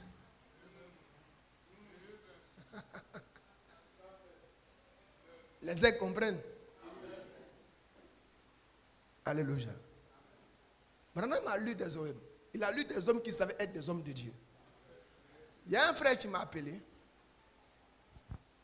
Il m'a dit, pasteur, j'ai lu un document où quelqu'un qui n'est pas du message dit que Dieu, en fait, que Noé a prêché pendant 120 ans. Et il expliquait pourquoi Noé a prêché pendant 120 ans. Mais quand moi je vois dans la Bible, je ne vois pas ça. Je ne vois pas où il est dit 120 ans. Il faut seulement se référer à William Branham. Est-ce que Branham n'aurait pas lu ce tome-là? Parce que ce tome, il ne connaît pas Branham. Il était avant Branham. Et il a dit ça. J'ai dit, mais effectivement, Branham a lu des gens. Il a lu des gens, parce que Branham n'est pas le seul à avoir été utilisé par le Saint-Esprit. Tous ces gens ont été utilisés par le Saint-Esprit. Non, c'est qu'ils ont fait dans leur temps, qui était du Saint-Esprit, qui était juste, et qui est bon pour notre âge. Branham a ramené ça. Donc quand Branham lit ça, certainement le Seigneur lui dit que prends ça, la révélation là est claire. Vous devez comprendre ça comme ça. C'est pourquoi je suis parti, mais je parle de Dion Robert. À certains états, tu étais un peu scandalisé. Quand j'ai dit Dion Robert. Mais je vais lire son histoire tout à l'heure. Certains ont fait comme ça. Parce que pour vous, c'est un païen. Ou bien comme il ne croit pas le message comme vous. Commencez à grandir. Hein? Commencez à grandir. Je désire que vous emportez ce texte chez vous. Donc l'église, la nuit se déclara, voilà, il dit, la nuit se déclara cet épouvant un sinistre Moody avait dans la soirée prêché sur le thème que ferait donc de ce Jésus appelé le Christ. En conclusion de son sermon, il dit à l'auditoire, le plus grand auquel il se soit adressé à Chicago, je désire que vous emportiez ce texte chez vous et que vous le méditiez au cours de la semaine. C'est le lendemain que l'église a brûlé. Le fait qu'il ait dit aux gens, allez réfléchir pour revenir en fin de semaine, il dit, il ne va plus jamais donner l'occasion à quelqu'un de dire, va d'abord, non. Ce soir-là, tu dois recevoir le Saint-Esprit. N'attends pas demain. Demain, là, il peut y avoir crise dans le pays, on va dire fermer les églises. Ce soir.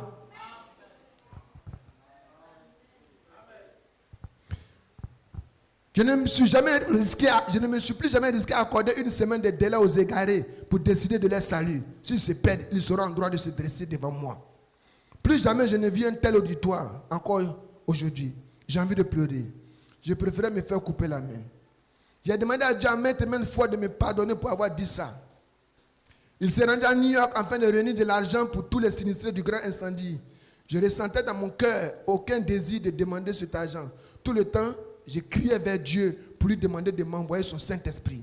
Puis un jour, dans la ville de New York, quel jour, je ne peux le décrire et je ne vais pas en parler.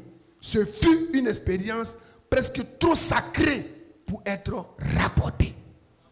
L'apôtre Paul vécut une expérience dont il ne parla pas pendant 14 ans. Je peux seulement dire que Dieu se révéla à moi et j'ai ressenti son amour de façon si forte que je dû le supplier de retirer sa main dessus moi. Je me suis mis à prêcher. Mes sermons n'étaient pas différents. Je n'exposais pas d'autres vérités. Et pourtant, des centaines de personnes se convertissaient. Je ne voulais pas recommencer à vivre comme autrefois, même s'il devait posséder le monde entier. Après cette expérience-là, il prêchait les mêmes sermons qu'il a toujours prêchés, mais l'effet était incroyable. Il dit, je ne vais plus jamais accepter de prêcher dans l'autre dimension là. Ça c'est en Europe. Lui, un Indien, un Hindou, il a étudié l'islam, l'hindouisme, plusieurs religions pour avoir la paix du cœur. Il n'en a pas. Il a jeûné, il a prié, il s'est mortifié pour avoir la paix du cœur. Il n'en a pas. Il a lu la Bible. On parle de Jésus, de ceci, de cela. Il y a quelques thèmes qui se ressemblent. Mais il dit non, que la Bible c'est faux. Il a pris la Bible, il a brûlé la Bible devant son papa. Son papa dit, mais pourquoi tu brûles la Bible? Il dit, mais ce qu'il raconte, c'est des bêtises. Je ne crois pas ça. Mais il cherchait la paix du cœur, la paix de l'âme. Le Saint-Esprit, c'est le repos du cœur. Il dit, si Dieu, le Dieu que lui adore, là, ne lui donne pas la paix de l'âme, demain matin, il va se jeter sur les rails. Il dit, un petit hindou est capable de faire ça. Parce qu'ils ont été élevés d'une certaine manière. Pour eux, la mort, là, c'est rien. S'il meurt, il va devenir marguerite quelque part. Donc, il n'a pas peur. La nuit où il a décidé que le lendemain, il va se jeter sous les rails, Jésus lui est apparu. Comme ça, dans une vision. Dans la main. Il dit une paix. Depuis des années, il cherche. Il n'a jamais eu là. Il descend sur lui. Le lendemain, il vient dire à son papa, je suis chrétien. Son papa dit, tu dis quoi?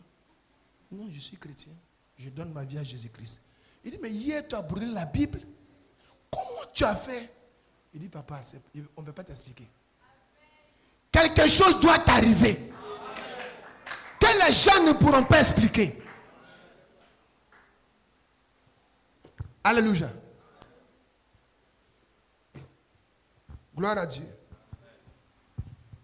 Je vais lire le cas de John Robert. Manquer la connaissance de Dieu, c'est manquer la vision pour son œuvre. Et quand la vision manque, tout demeure stationnaire et meurt. De nombreux écrits fort utiles ont été consacrés ces dernières années au sujet du renouveau spirituel. Mais rares sont ceux qui traitent de comment maintenir le réveil par une vision qui permette au Saint-Esprit de diriger l'œuvre ou l'Église dans la croissance, la maturité physique et spirituelle. Lorsqu'on considère l'Église aujourd'hui, on ne peut ne pas constater le besoin d'une vision plus profonde et sérieuse de ce qu'est l'œuvre du Seigneur Jésus-Christ. À vue d'œil, on constate que l'Église, ambassade de Dieu sur cette terre, pour la réconciliation des hommes avec Dieu, a perdu de vue le programme initial que le Seigneur lui a assigné pour accomplir parfaitement sa mission. La proportion des églises qui ont retrouvé la vision perdue ou oubliée reste relativement faible. On parle de renouveau spirituel par-ci, par-là, mais combien de ces mouvements de réveil obtiennent une vision évangélique réelle pour travailler profondément et fidèlement en suivant les traces de Jésus? C'est ce grand besoin actuel, de par mon expérience avec le Seigneur dans sa vision et son inspiration, que j'essaie de satisfaire. Mes vœux de bénédiction en Jésus-Christ sont sur vous, tous ceux et celles qui se pencheront dans la méditation de ce livre. Beaucoup de gens aujourd'hui sont à l'église baptiste œuvre mission, ils sont payés par mois. L'église les paye par mois. On paye les maisons, on met leurs enfants à l'école. Il emploie des milliers, même aux États-Unis, en Angleterre, au Nigeria, partout, il a des églises. Mais personne ne cherche à savoir comment cette vision est partie. Personne. Comme si Dieu avait changé. Un homme a battu une grande école, Aura Robert, il a fait ceci, il a fait cela, Charles Finney, etc. Mais comment il est parti? Cherche la base là. Alléluia.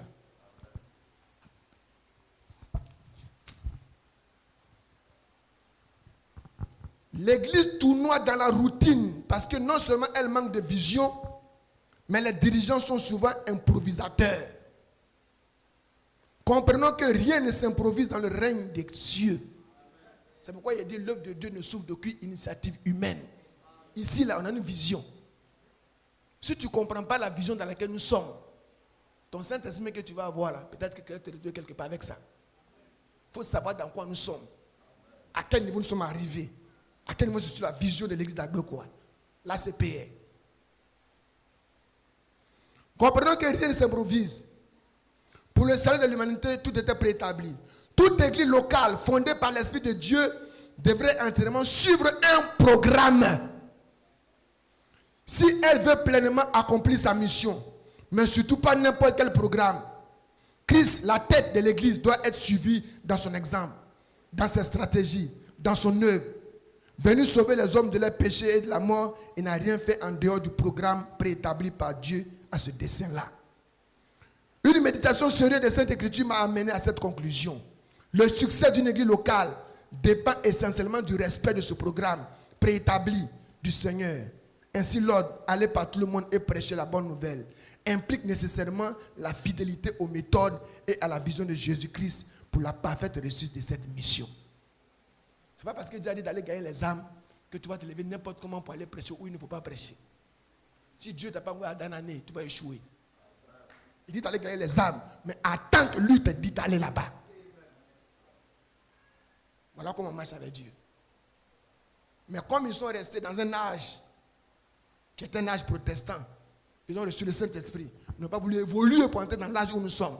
C'est pourquoi ils sont à ce niveau-là. Maintenant, j'ai dit ceci.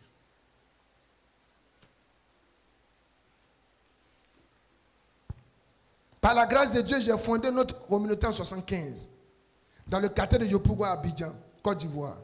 Après un an d'activité spirituelle dans ce quartier, j'ai pu gagner 25 âmes à Christ. Je brûlais des ailes de l'évangile.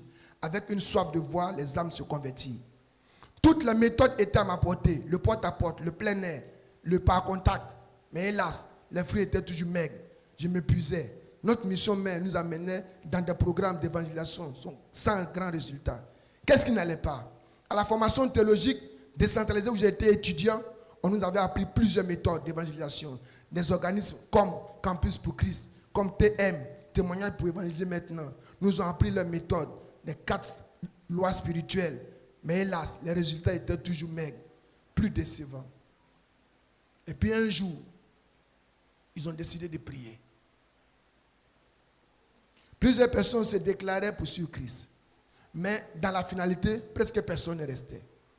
Le désir de voir une communauté vivante, croissante et surtout spirituelle, ayant pour base le plein évangile, me brûlait.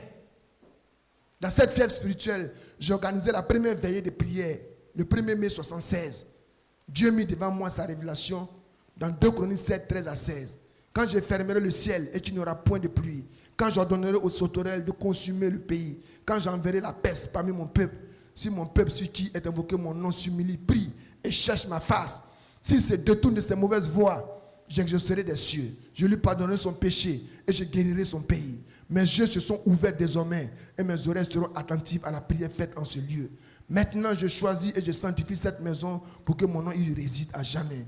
J'aurai toujours là mes yeux et mon nom et mon cœur. Le Saint-Esprit s'est servi de cette parole, son épée, pour m'ouvrir les yeux sur le secret de la victoire, le secret de voir comment bénéficier de l'assurance de Dieu dans son œuvre.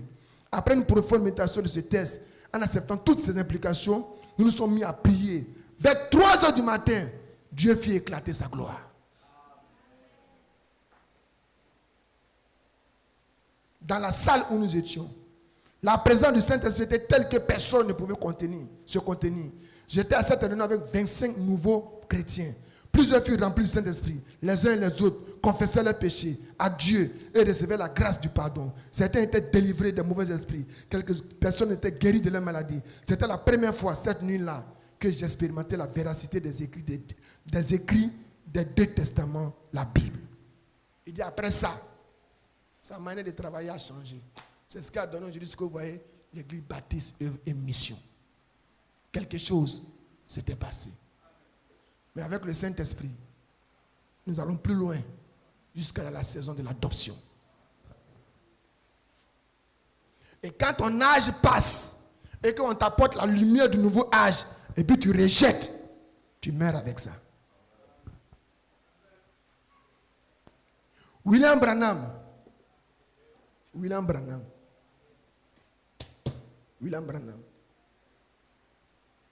Nous étions d'origine irlandaise, donc catholique. J'ai pu constater que c'était corrompu, pourri.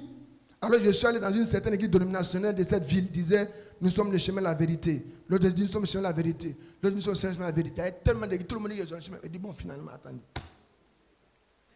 Monsieur Jésus, il ne s'est pas prié, mais là-bas, ils disent que c'est eux qui ont la vérité. Ici, il dit que c'est eux qui ont la vérité. Et c'est la vérité. Je vais t'écrire une lettre, je vais coller ça dans le bois. Si tu viens, il faut lire, tu me donnes la réponse après. C'est comme ça que Branham est parti. Je suis embrouillé, je ne sais plus quoi faire. Tous ces prédicateurs me disaient de me joindre à eux. Puis j'ai été brisé. Alors j'ai essayé d'obtenir la même chose. Maintenant, écoutez, j'avais lu le passage racontant l'épisode de Pierre et de Jean qui, passant près de la belle porte, ont vu un homme boiteux de naissance. Pierre lui a dit, je n'ai ni or ni argent, mais ce que j'ai, je te le donne. Je savais que je n'avais pas cela. Je savais que ce que Pierre et Jean avaient, puis ils ont donné au monsieur là, moi je n'avais pas cela. Donc j'ai essayé d'obtenir la même chose. Je ne savais pas comment prier. J'ai mis mes mains d'une certaine manière. Je me suis prosterné comme ceci. Bien sûr, Satan est entré en scène. Elle est venue me dire, tu vois, tu as attendu trop longtemps. Tu as presque 20 ans. Ça ne vaut plus la peine d'essayer. Puis j'ai été brisé, je me suis mis à pleurer. Alors quand j'ai été vraiment brisé, j'ai dit, je vais parler. Si vous ne me parlez pas, moi je vais vous parler de toute façon. Je ne vaux rien, j'ai honte de moi-même. Monsieur Dieu, je sais que vous m'entendez quelque part. M'entendez-vous? J'ai honte de moi, j'ai honte de vous avoir négligé. En ce moment, j'ai relevé les yeux et une sensation étrange m'a envahi. Une lumière est entrée dans la pièce, formant une sorte de croix. Puis une voix, comme je n'en ai encore jamais entendu de ma vie, m'a parlé. J'ai regardé vers cette lumière, pétrifié, terrorisé. Je ne pouvais faire aucun geste. Je suis resté là et j'ai regardé et la lumière s'en est allée. J'ai dit, monsieur, je ne comprends pas votre langue. Si vous ne pouvez pas parler dans ma langue, je ne comprends pas ce que vous me dites. Et si vous m'avez pardonné, je sais que je dois me considérer comme étant dans cette croix-là et que mes péchés se trouvent là. Si vous voulez me pardonner, alors revenez tout simplement et parlez-moi votre propre langue. Alors je comprendrai, même si vous ne pouvez pas parler ma langue. Faites-la revenir encore une fois. Et elle est revenue. J'ai trouvé là mon absolu. Branham dit, j'ai été baptisé du Saint-Esprit dans ma remise. Il parle de cette expérience-là. Remise, c'est magasin à charbon. Et environ 1 an plus tard, j'ai parlé en langue. alors que je terminais une prédication. Un ami très intime de William Branham, rapportant cette conversion dans la remise précise, il m'a dit une fois personnellement que c'était comme si la pluie avait battu son corps et qu'il avait su alors que Dieu l'avait baptisé de son Saint-Esprit. Depuis là-bas, mes frères, jusqu'à Branham, Dieu continue de donner le Saint-Esprit. Que ce soit en Europe, que ce soit en Inde, que ce soit en Afrique, que ce soit partout, que ce soit ce soir, Dieu continue et continuera de donner le Saint-Esprit. Maintenant, on va se tenir debout, on va prêcher.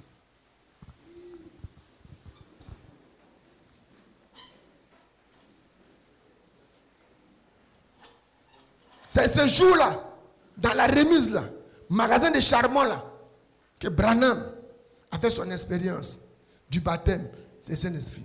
Il en parle dans plusieurs citations. Dans ma remise, ce jour-là, quelque chose m'était arrivé. Alléluia. Lisons Acte 2, 37 à 39.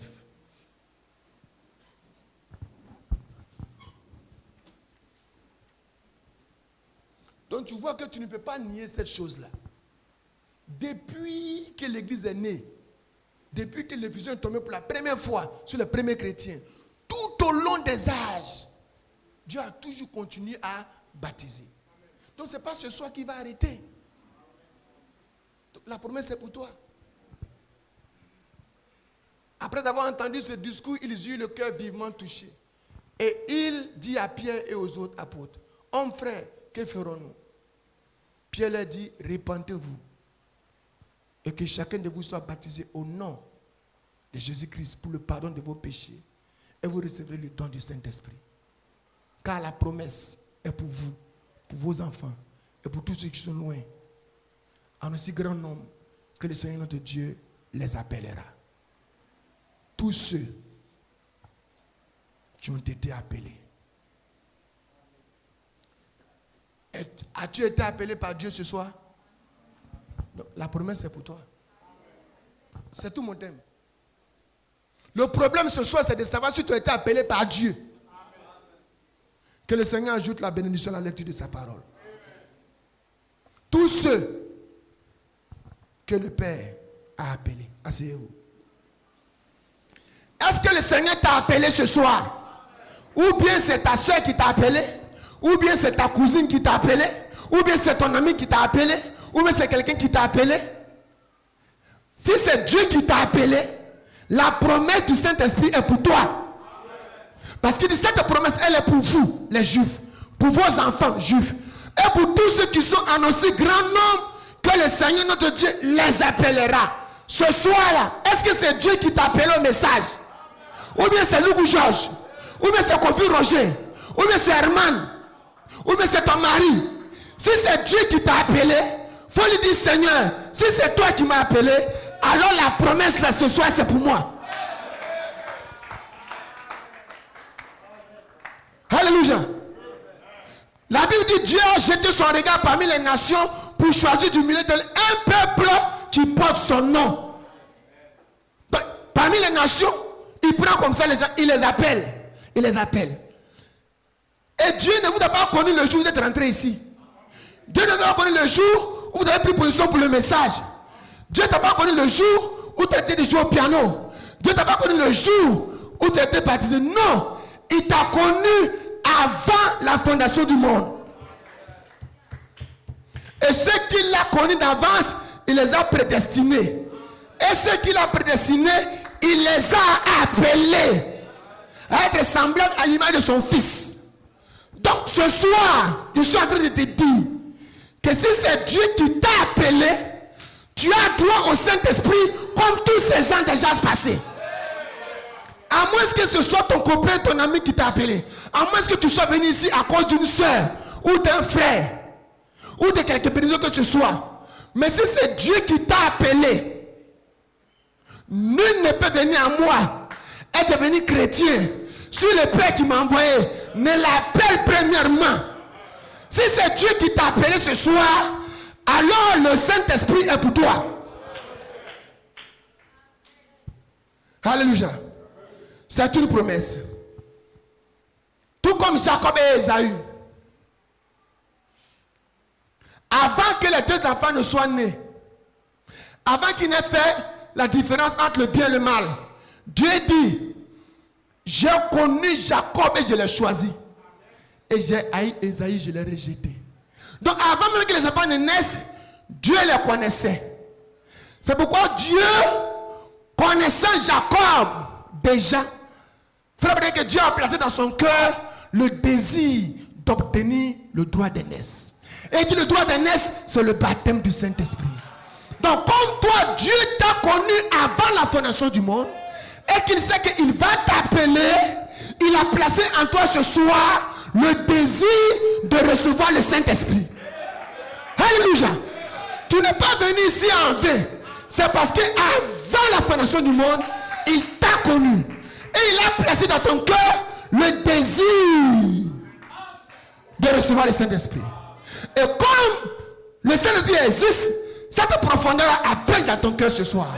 La profondeur appelle la profondeur. Et quand il y a une profondeur qui appelle, il doit avoir une profondeur pour y répondre.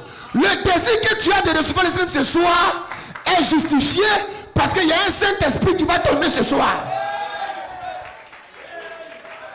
Ce soir, tous ceux qui ont faim et qui ont soif de Dieu seront satisfaits. Le baptême du Saint-Esprit, la nouvelle naissance, c'est un besoin qui se trouve en toi avant même que tu ne naisses. Regardez toutes ces biographies-là. À un moment donné, ces gens ont commencé à avoir soif de connaître plus de Dieu. D'avoir... À un moment donné, on a lu les biographies. À un moment donné, ils ont eu le désir d'aller en profondeur de Dieu. C'est Dieu qui a placé ça. Et comme il a satisfait les désirs, ce soir il va satisfaire pour toi. Tu pouvais dire, c'est quelle réunion de Saint-Esprit ça? Moi je vais rester chez moi, c'est samedi soir, je vais aller faire quoi? Mais tu es venu, ton désir sera satisfait. Frère, on dit que Dieu est plus disposé à vous donner le Saint-Esprit que vous n'êtes disposé de le recevoir. Luc 11, 9 à 13. Et moi je vous dis, demandez, l'on vous donnera. Cherchez, vous trouverez. Frappez, on vous ouvrira. Car qui qu'on demande reçoit. Celui qui cherche trouve. Et l'on ouvre à celui qui frappe. Quel est parmi vous le père qui donnera une pierre à son fils s'il lui demande du pain? Ou s'il demande un poisson, lui donnera-t-il un serpent au lieu d'un poisson? Ou s'il demande un œuf, lui donnera-t-il un scorpion? Si donc méchant comme vous êtes, vous savez donner de bonnes choses à vos enfants, à combien plus forte raison le Père Céleste donnera-t-il le Saint-Esprit à ceux qui le lui demandent ce soir? Qui le lui demandent ce soir. Père, ces enfants-là te demandent le Saint-Esprit ce soir. Et tu vas leur donner ça. Parce qu'il faut que le Saint-Esprit vienne en eux pour qu'ils te reconnaissent comme Père. Alléluia. Donc tous ceux qui ont compris ce soir que sans le Saint-Esprit, ils ne sont rien, vous serez satisfaits. Alléluia. Vous allez la voir. Écoutez ceci. Malgré vos bonnes intentions, malgré vos bonnes résolutions, malgré vos bonnes décisions, vous ne pourrez jamais vaincre le péché. Pourquoi? Parce que le péché, c'est une loi. C'est un pouvoir qui se trouve dans votre chair. La loi du péché et de la mort. Et c'est la loi de Christ. Seul qui peut briser cette loi du péché là. Cette loi de Christ entre en vous par le baptême du Saint-Esprit. On appelle ça la loi de l'esprit de vie en Christ. Elle brise la loi du péché. La naissance par le sexe. Le fait que vous soyez né par le sexe fait de vous automatiquement un pécheur. Né dans le péché, conçu dans l'iniquité, venu au monde en proférant des mensonges. Donc voué au péché, à la maladie. Romains 8, 1. Il n'y a donc maintenant aucune condamnation pour ceux qui sont en Jésus-Christ. En effet, la loi de l'esprit de vie en Jésus-Christ m'a affranchi de la loi du péché et de la mort. La loi de l'esprit de vie en Jésus-Christ m'a affranchi de la loi du péché et de la mort. Deux lois ne peuvent pas cohabiter. Il faut qu'une loi meure pour que l'autre loi subsiste. La loi et la grâce ne ne pouvaient pas aller ensemble. Moïse est venu avec la loi, Christ est venu avec la grâce et la vérité. Ce soir, il y a une loi qui est en toi, qui est la loi du péché. C'est cette loi-là qui fait que, naturellement, tu es attiré vers le péché. Tu prends des décisions, tu prends des résolutions, tu prends des vocations, tu décides, mais tu ne peux pas, parce que la loi du péché, là, t'attire vers le péché. Mais ce soir, je t'apporte une loi, le baptême du Saint-Esprit. Cette loi-là, elle va briser en toi la loi du péché. Tu vois que tu prends des décisions, tu changes de vie, tu prends des résolutions. Tu dis, la nouvelle année là, je ne vais plus faire cette chose là. La nouvelle année là, je ne vais plus me masturber, je ne vais plus regarder film pornographie. Mais tu fais. Si les garçons m'appellent, je ne vais plus répondre. Mais tu réponds. Tu n'y peux rien. Il n'y a pas de remède comme ça. Le seul remède, c'est ce que je t'apporte ce soir. Oh, alléluia! Le seul remède contre la loi du péché, le seul remède contre le pouvoir du péché dans ta chair, c'est le baptême du Saint-Esprit, avec ou sans cessation.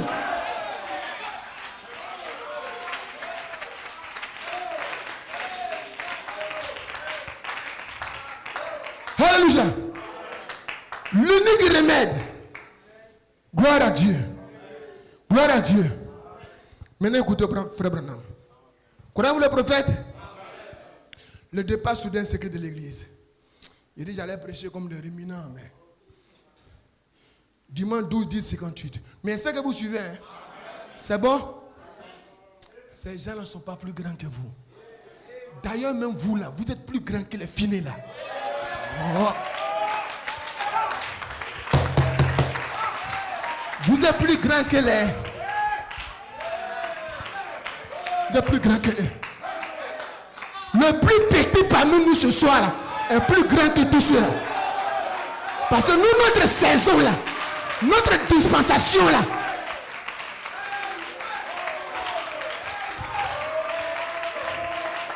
« 12, 10, 58. Vous ne pouvez jamais vous débarrasser du péché en le tapotant, le départ secret. Vous ne pouvez jamais vous débarrasser du péché en donnant de l'instruction aux gens. Nos programmes sont par terre, ont échoué. Il n'y a qu'un seul remède contre le péché. Et c'est Christ qui est ce remède. Et ce n'est pas Christ au travers d'une confession intellectuelle, mais au travers du baptême du Saint-Esprit. Alléluia! Alléluia! Pour une nouvelle vie et une régénération. C'est cela l'unique remède contre le péché. L'unique remède pour une nation. C'est l'unique remède pour une église. C'est l'unique remède pour les gens. L'unique remède pour ce monde-là, c'est le baptême du Saint-Esprit. Le monde est dans le désordre. Frère, un homme qui n'est pas né de nouveau n'est pas dans son état normal. Donc, pour que le monde soit dans son état normal, il lui faut le Saint-Esprit. Oh frère, je connais une femme, un homme, il dit il est femme, il s'est travesti en femme. Comme ça. Et il allait faire des bêtises, la police l'a attrapé. On l'a jeté en prison. Comme il est femme, on l'a jeté parmi les femmes. Il a enceinté 2 femmes. Les gardes pénitentiaires demandent, mais qui vous a enceinté? C'est la femme là, la nouvelle. La nouvelle, on va, il a kiki. Le monde n'est pas dans son état normal. On l'a pris du bâtiment des femmes, on l'a jeté dans le bâtiment des garçons. Il dit, oh, sortez-moi d'ici. Parce que s'ils vont me violer, on dit, non, tu es femme, reste là-bas. Une fille de 20 ans, elle vit avec 4 garçons. Et puis elle est enceinte. On ne sait pas ses boutiques. Il dit, les 5, ils vont élever l'enfant. L'unique remède, le Saint-Esprit. Tu vois la chose avec laquelle tu luttes là. Tu luttes chaque jour. Tu prends la décision de laisser. Mais demain tu tombes. Tu dis, Seigneur, le frère Georges dit, l'unique remède là, pour que j'arrête ça, c'est le Saint-Esprit.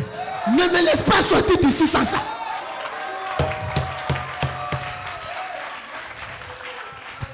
Tous ces gens que vous voyez là, ils obéissent aux lois. Ils font semblant d'être droits parce qu'il y a une sanction. Parce qu'il y a une condamnation. Parce qu'il y a une justice. Mais le jour qu'il n'y a plus de répression, vous allez voir le désordre.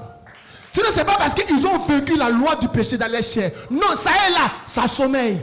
Le jour où on enlève la sanction, quand on dit on ne condamne plus, vous allez voir. Même certains chrétiens ici, c'est à cause de la peur de papa, à cause de la peur de maman, qu'elles font comme si elles sont chrétiennes. C'est à cause du regard des uns des autres, des candidats qui font comme si on est chrétien. Mais le jour qu'on enlève ça, le pouvoir du péché qui est dans sa chair, là, ça va se réveiller. Et on va dire, le frère là, la soeur là, l'unique remède, ce n'est pas l'exhortation, ce n'est pas l'ECM, ce n'est pas des programmes de changement, ce n'est pas la MACA, maison d'Abidjan de correction. Non, il va faire 100 ans la MACA, il va sortir 100 ans, sera pire. L'unique remède, le baptême du Saint-Esprit. Donc tu es au bon endroit ce soir. Tu es au bon endroit ce soir. Tu es au bon endroit ce soir. Alléluia. Alléluia. Gloire à Dieu. Frère,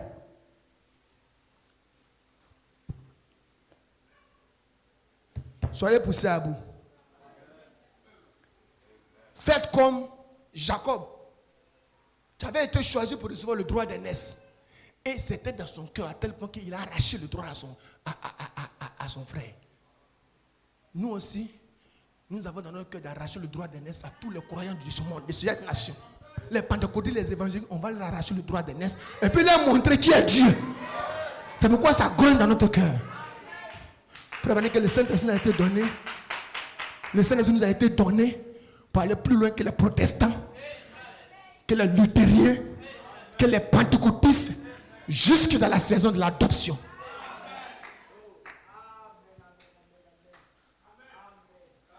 Vous êtes prêts à recevoir ça? Un temps va venir, on ne va pas prier au nom de Jésus. Adam ne priait pas au nom de Jésus.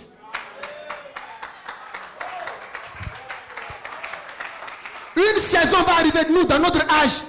Sœur Antoinette, on ne dira pas au nom de Jésus. Sœur Antoinette, prends. Je te donne la vie, petit poisson. Je veux qu'il y ait 1, 2, 3, 4 écureuils. Je. Pas si toi, Dieu, mais si moi, je. Ça, c'est plus fort que le baptême du Saint-Esprit des gens. C'est plus fort que l'effusion. Alléluia. La justification ouvre la voie à la sanctification. La sanctification ouvre la voie au baptême du Saint-Esprit. Et le baptême du Saint-Esprit ouvre la voie à la personne elle-même. Or, nous sommes dans la saison où la personne elle-même, pas l'effusion, pas l'onction comme les Charles Finet ou les Dion Robert. Non, la personne elle-même. Or, quand la personne elle-même descend, la divinité n'est plus au ciel. Bon, recevons là ça d'abord. Recevons la base là d'abord. Soyez poussés à vous comme Jacob.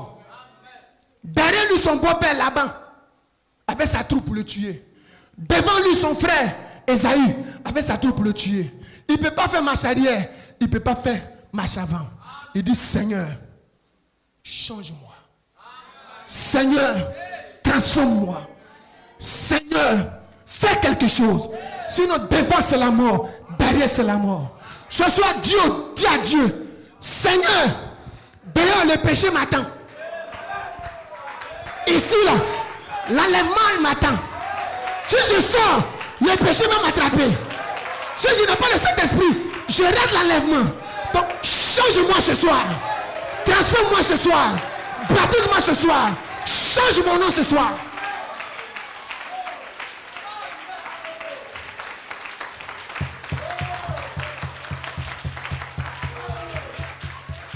Ce soir, je ne peux pas rentrer sans le Saint-Esprit.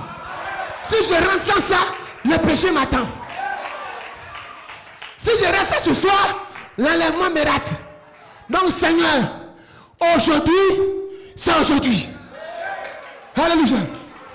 Oh, faites comme le vieux Robertson. Faites comme le vieux Robertson. Un vieux nègre qui est rentré dans sa plantation de maïs. Et il a dit, Jésus, Jésus, Je suis en genoux dans ce champ-là. Si tu ne me donnes pas le Saint-Esprit, tu vas venir trouver mes œufs dans le champ ici. Il est resté là jusqu'à ce que Dieu le baptise. Ce soir, sois la personne. Ce soir, sois la personne. Dis-lui, c'est aujourd'hui. Aujourd'hui. C'est la victoire et la mort. Il n'y a pas de demain. Alléluia. Une crise. Non. Tu veux dire que demain on peut avoir culte? On peut fermer l'église demain? Qui t'a dit que demain tu peux mourir? Demain maman elle peut mourir? On dit oh le pasteur est mort. Le programme est fini. Non, prends pour toi ce soir. Prends pour toi ce soir. N'attends pas demain. Ce soir là, ils vont donner le Saint-Esprit. Demain tu peux être en retard. Ta voiture peut tomber en panne. N'attends pas demain. Christ en toi, c'est l'espérance de la gloire. Le jour de la Pentecôte, écoutez-le. Quand le baume fut déversé, nous avions un médecin. Il s'appelait Dr Simon Pierre. Il a écrit une ordonnance. Les gens ont dit, que pouvons-nous faire pour être occupés contre cette question du péché? Il y a eu un temps où il n'y avait pas d'inoculation. Mais nous l'avons maintenant. Que devons donc nous faire pour en être guéris? Que leur avez-vous dit, Dr Simon Pierre? Il a répondu, répandez-vous. Que chacun de vous soit baptisé au nom de Jésus-Christ pour la rémission de vos péchés. Et vous recevrez le don du Saint-Esprit. Car la promesse, l'ordonnance, alléluia, cette ordonnance, ce que l'ordonnance prescrit, c'est le Saint-Esprit. Cette ordonnance est valable pour cette génération-ci. Et pour cette génération-là. Et pour chaque personne que le Seigneur de Dieu appellera. C'est pourquoi je dis ce soir, tous ceux qu'il a appelés. Donc s'il t'a appelé ce soir, c'est pour toi. C'est un remède contre le péché, un double remède en plus contre le péché et contre la maladie. C'est-à-dire que ce soir, si tu es malade, ce soir, si tu es venu avec une maladie, le baptême du Saint-Esprit va enrayer la maladie. Et si tu as le péché, le baptême va faire sortir le péché. Alléluia. Frère Branham dit que si Dieu ne vous a pas encore donné le Saint-Esprit, c'est qu'il n'a pas encore agréé votre foi. Il n'a pas encore accepté votre foi. Toi, tu peux nous faire croire que tu crois. Tu peux dire que tu es chrétienne. Tu peux dire que tu es sincère. Mais Dieu seul sait ce qui lui appartient. Dieu seul connaît ce qui lui appartient. 2 Timothée 2,19. Néanmoins, le solide fondement de Dieu reste debout avec ses paroles qui lui servent de sceau. Le Seigneur connaît ce qui lui appartient. Et quiconque prononce le nom du Seigneur, qu'il s'éloigne de l'iniquité. Tu ne peux pas trahir Dieu ce matin, ce soir. Tu peux nous mentir, mais pas lui. Donc attention. Alléluia. Maintenant, je suis en train de terminer. Il sera à la mer Rouge. C'est beau. 27, 3, 53. C'est beau. Je suis en train de terminer. Musiciens, préparez-vous. Vous êtes prêts pour la prière? Amen. Vous pensez que la promesse est réelle? Amen. Vous pensez que c'est biblique? Amen. C'est beau. Dieu prit Christ au calvaire, le déchira, l'âme et le corps. Il fit monter le corps à sa droite et renvoyer le Saint-Esprit. L'alliance avec les hommes. Et vous croyez par la foi. Comme Abraham crut, il fit donner le sceau de la circoncision comme une confirmation de sa foi. Et quand vous croyez et acceptez Jésus en tant que votre sauveur, alors Dieu vous donne le baptême du Saint-Esprit comme confirmation de votre foi. Donc quand tu as ça, tu es alors convaincu que toi, ta foi en Dieu là est vraie. Tu dis, laissez-moi vous dire quelque chose. Tu dis, donc moi je suis enfant de Dieu. Donc, Jésus qui est mort à la croix là, il est mort pour moi aussi. Parce que son esprit est venu sur moi. Oh, son esprit là, c'est ce qu'il envoie sur ceux qu'il a sauvés. C'est une alliance, c'est un acompte, c'est un gage. Ça veut dire que l'autre moitié est déjà payée pour moi. Tous ceux qui ont fait cette expérience-là, qu'est-ce qu'ils sont sortis? Ils ont dit, la Bible est réelle. Dieu est vivant. Donc ce n'est pas de la comédie alors. Alléluia. Si vous dites que vous croyez, que vous n'avez pas reçu le Saint-Esprit, il y a quelque chose qui cloche dans votre foi. Dieu circoncise le cœur. Suivez. À la minute où le croyant arrive vraiment à un abandon total. Je dis ce soir, si tu es convaincu, tu es venu avec la sincérité. Si Dieu t'a pas donné le Saint-Esprit, Branham est un menteur. Branham dit Amen. Dites donc, mes amis, cela doit sûrement avoir fait quelque chose. Je sens cela même revenir. Branham dit, quand il a dit ça, il sent qu'il y a un qui. Je suis un peu choqué. Mais il dit, je répète, saisissez-le bien. Lorsque le croyant, voilà donc la chose. Quand le croyant croit fermement au Seigneur Jésus-Christ, Dieu est obligé de lui donner le Saint-Esprit. Si ce soir tu t'es sincèrement repenti, pendant ces 2 mois, quelques jours, quelques semaines, tu es venu ici avec le cœur sincère, il est obligé.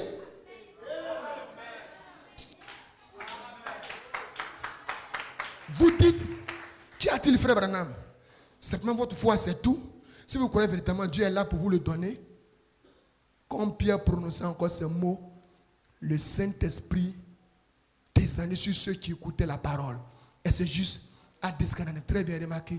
Le Saint-Esprit et le feu sont descendus du ciel, ont brûlé toutes les impuretés, circoncis le cœur, rétaché tout le surplus et ils sont devenus de nouvelles créatures. Quelqu'un m'a demandé une fois, pasteur, est-ce que Corneille et sa famille et ses amis, est-ce qu'ils se sont repentis? Parce que Pierre ne faisait que prêcher, puis ça devait tomber. Je suis allé fouiller dans les citations.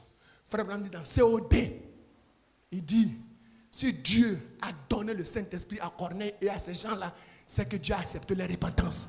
Tu n'as pas besoin de venir voir le pasteur pour te confesser. Si ce matin, ce soir, en venant, tu t'es sincèrement repenti, Dieu sait que ton cœur est repentant. Il te donnera le Saint-Esprit. Après, tu vas te faire baptiser d'eau. Il dit Dieu ne peut pas nier sa parole. S'il a baptisé Corneille, c'est qu'il a accepté la repentance. N'oubliez pas, la Bible dit que Corneille était un homme qui craignait Dieu, qui priait beaucoup et qui faisait des aumônes. Donc naturellement, Corneille était déjà un religieux. Pour nous là, ça dure parce qu'on a beaucoup de bêtises dans nos vies en venant. Et on laisse certains derrière qu'on vient se repentir au pasteur. Voilà pourquoi ça dure. Sinon les gens d'avant là, dès que. Mais toi, le petit copain derrière là, tu ne l'as jamais abandonné. Tu commences à porter les langues juives, cheveux crépus, mais chaque soir il t'appelle. Oui, on dit quoi? Moi je suis chrétienne maintenant, hein? Je suis chrétien, toujours. Voilà pourquoi. Sinon, à l'instant où le cœur est repentant, Dieu donne. Dieu donne. Êtes-vous prêts? Êtes-vous prêts? Il dit non, Abraham a cru. Ça suffisait. Branham dit non, Abraham a cru. Mais Dieu, pour montrer qu'Abraham, sa foi est sincère, il a donné la circoncision comme signe que j'ai agréé ta foi. Donc ce soir-là, si tu montres que tu crois le message, que tu dis que tu es sincère, la preuve là, il va envoyer le Saint-Esprit dedans. C'est tout. Alléluia. La parole de Dieu, maintenant je termine. Combien croient que la parole de Dieu est éternelle? Combien croient que la parole de Dieu ne meurt jamais? Combien croient que la parole de William Branham, c'est la parole de Dieu éternelle? La parole parlée est la sémence. La Bible écrite là, c'est la parole éternelle de Dieu écrite. La parole, le message de Branham, c'est la parole parlée éternelle. 1 Pierre 1, 24 à 25. Car toute chair est comme l'herbe, et toute sa gloire comme la fleur de l'herbe. L'herbe sèche et la fleur tombe, mais la parole du Seigneur demeure éternellement. Cette parole est celle qui vous a été annoncée par l'évangile. Les paroles de Branham aussi sont éternelles. Amen. Maintenant, je termine avec ceci. Si vous croyez que les paroles sont éternelles, c'est pourquoi nous lisons la Bible, elle est éternelle. Nous écoutons les bandes, parce que c'est la parole éternelle de Dieu. L'autre, c'est la parole écrite. L'autre, c'est la parole parlée. Tenez, il y a quelque temps, j'ai vu qu'un enfant mangeait la gomme d'un crayon. Il a mangé la gomme du crayon. Il a mangé la pédale, le caoutchouc de la pédale d'une bicyclette. Le médecin a dit, son corps a besoin de souffle. Il a du souffle dans le caoutchouc. Vous voyez, il avait un vif désir de souffle. S'il y a dedans quelque chose qui a un vif désir de souffle, il doit y avoir du souffle pour y répondre à cela. Eh bien, avant qu'il puisse avoir une création, il a dû avoir un créateur pour créer cette création. Est-ce vrai? Avec le créateur, c'est Élie, 18:10-53. Dieu par la grâce souveraine. Nul homme ne peut venir à Jésus ou venir à Dieu à moins que Jésus l'appelle.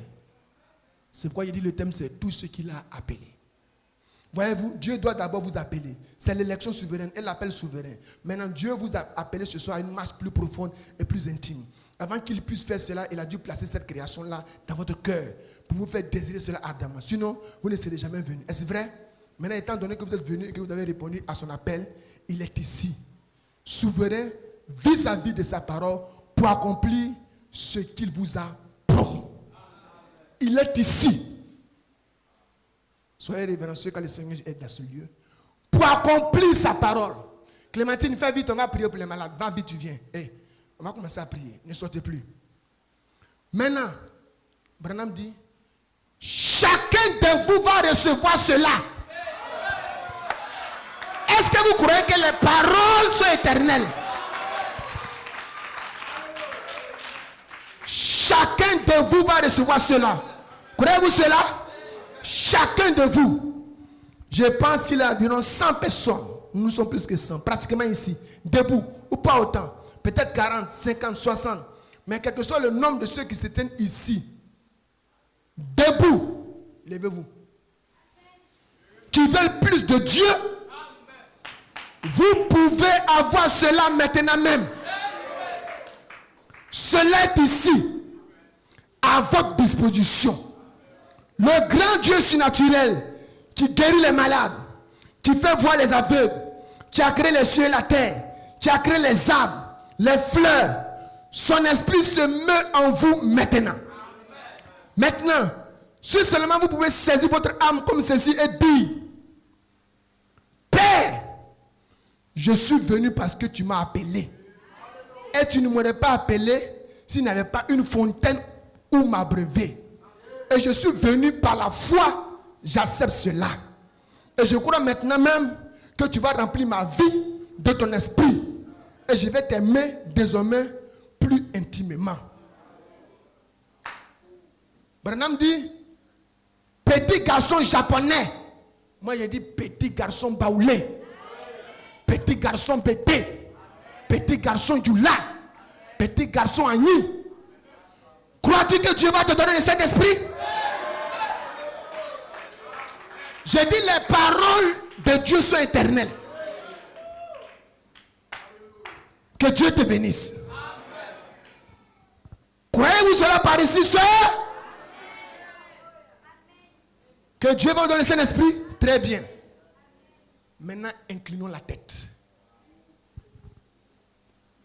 Toute l'assemblée avec respect donc. Maintenant, j'aimerais que cette assistance ici debout, ceux qui sont venus ici, se repentant, qu'ils répètent simplement ce que j'ai dit. Maintenant, assurément, ce sont les paroles qui vaincront Satan. Je vais simplement les prononcer. Mais j'aimerais que vous priez en les citant du fond de votre cœur. Mais moi, je vous demande de le citer à haute voix. Maintenant, on va ensemble. Dieu Tout-Puissant, auteur de la vie éternelle, je suis venu avec une foi sincère et vraie. Croyez que tu as dit, heureux ceux qui ont fait sorte de la justice, car ils seront rassasiés. Je suis venu, ayant fait une sorte de la justice. Je crois que je serai rempli. Je crois que je serai rempli. Maintenant, j'attends. Père, et je crois que tu vas me remplir. Maintenant même, de ton esprit. Au nom de Jésus, je l'accepte. Priez.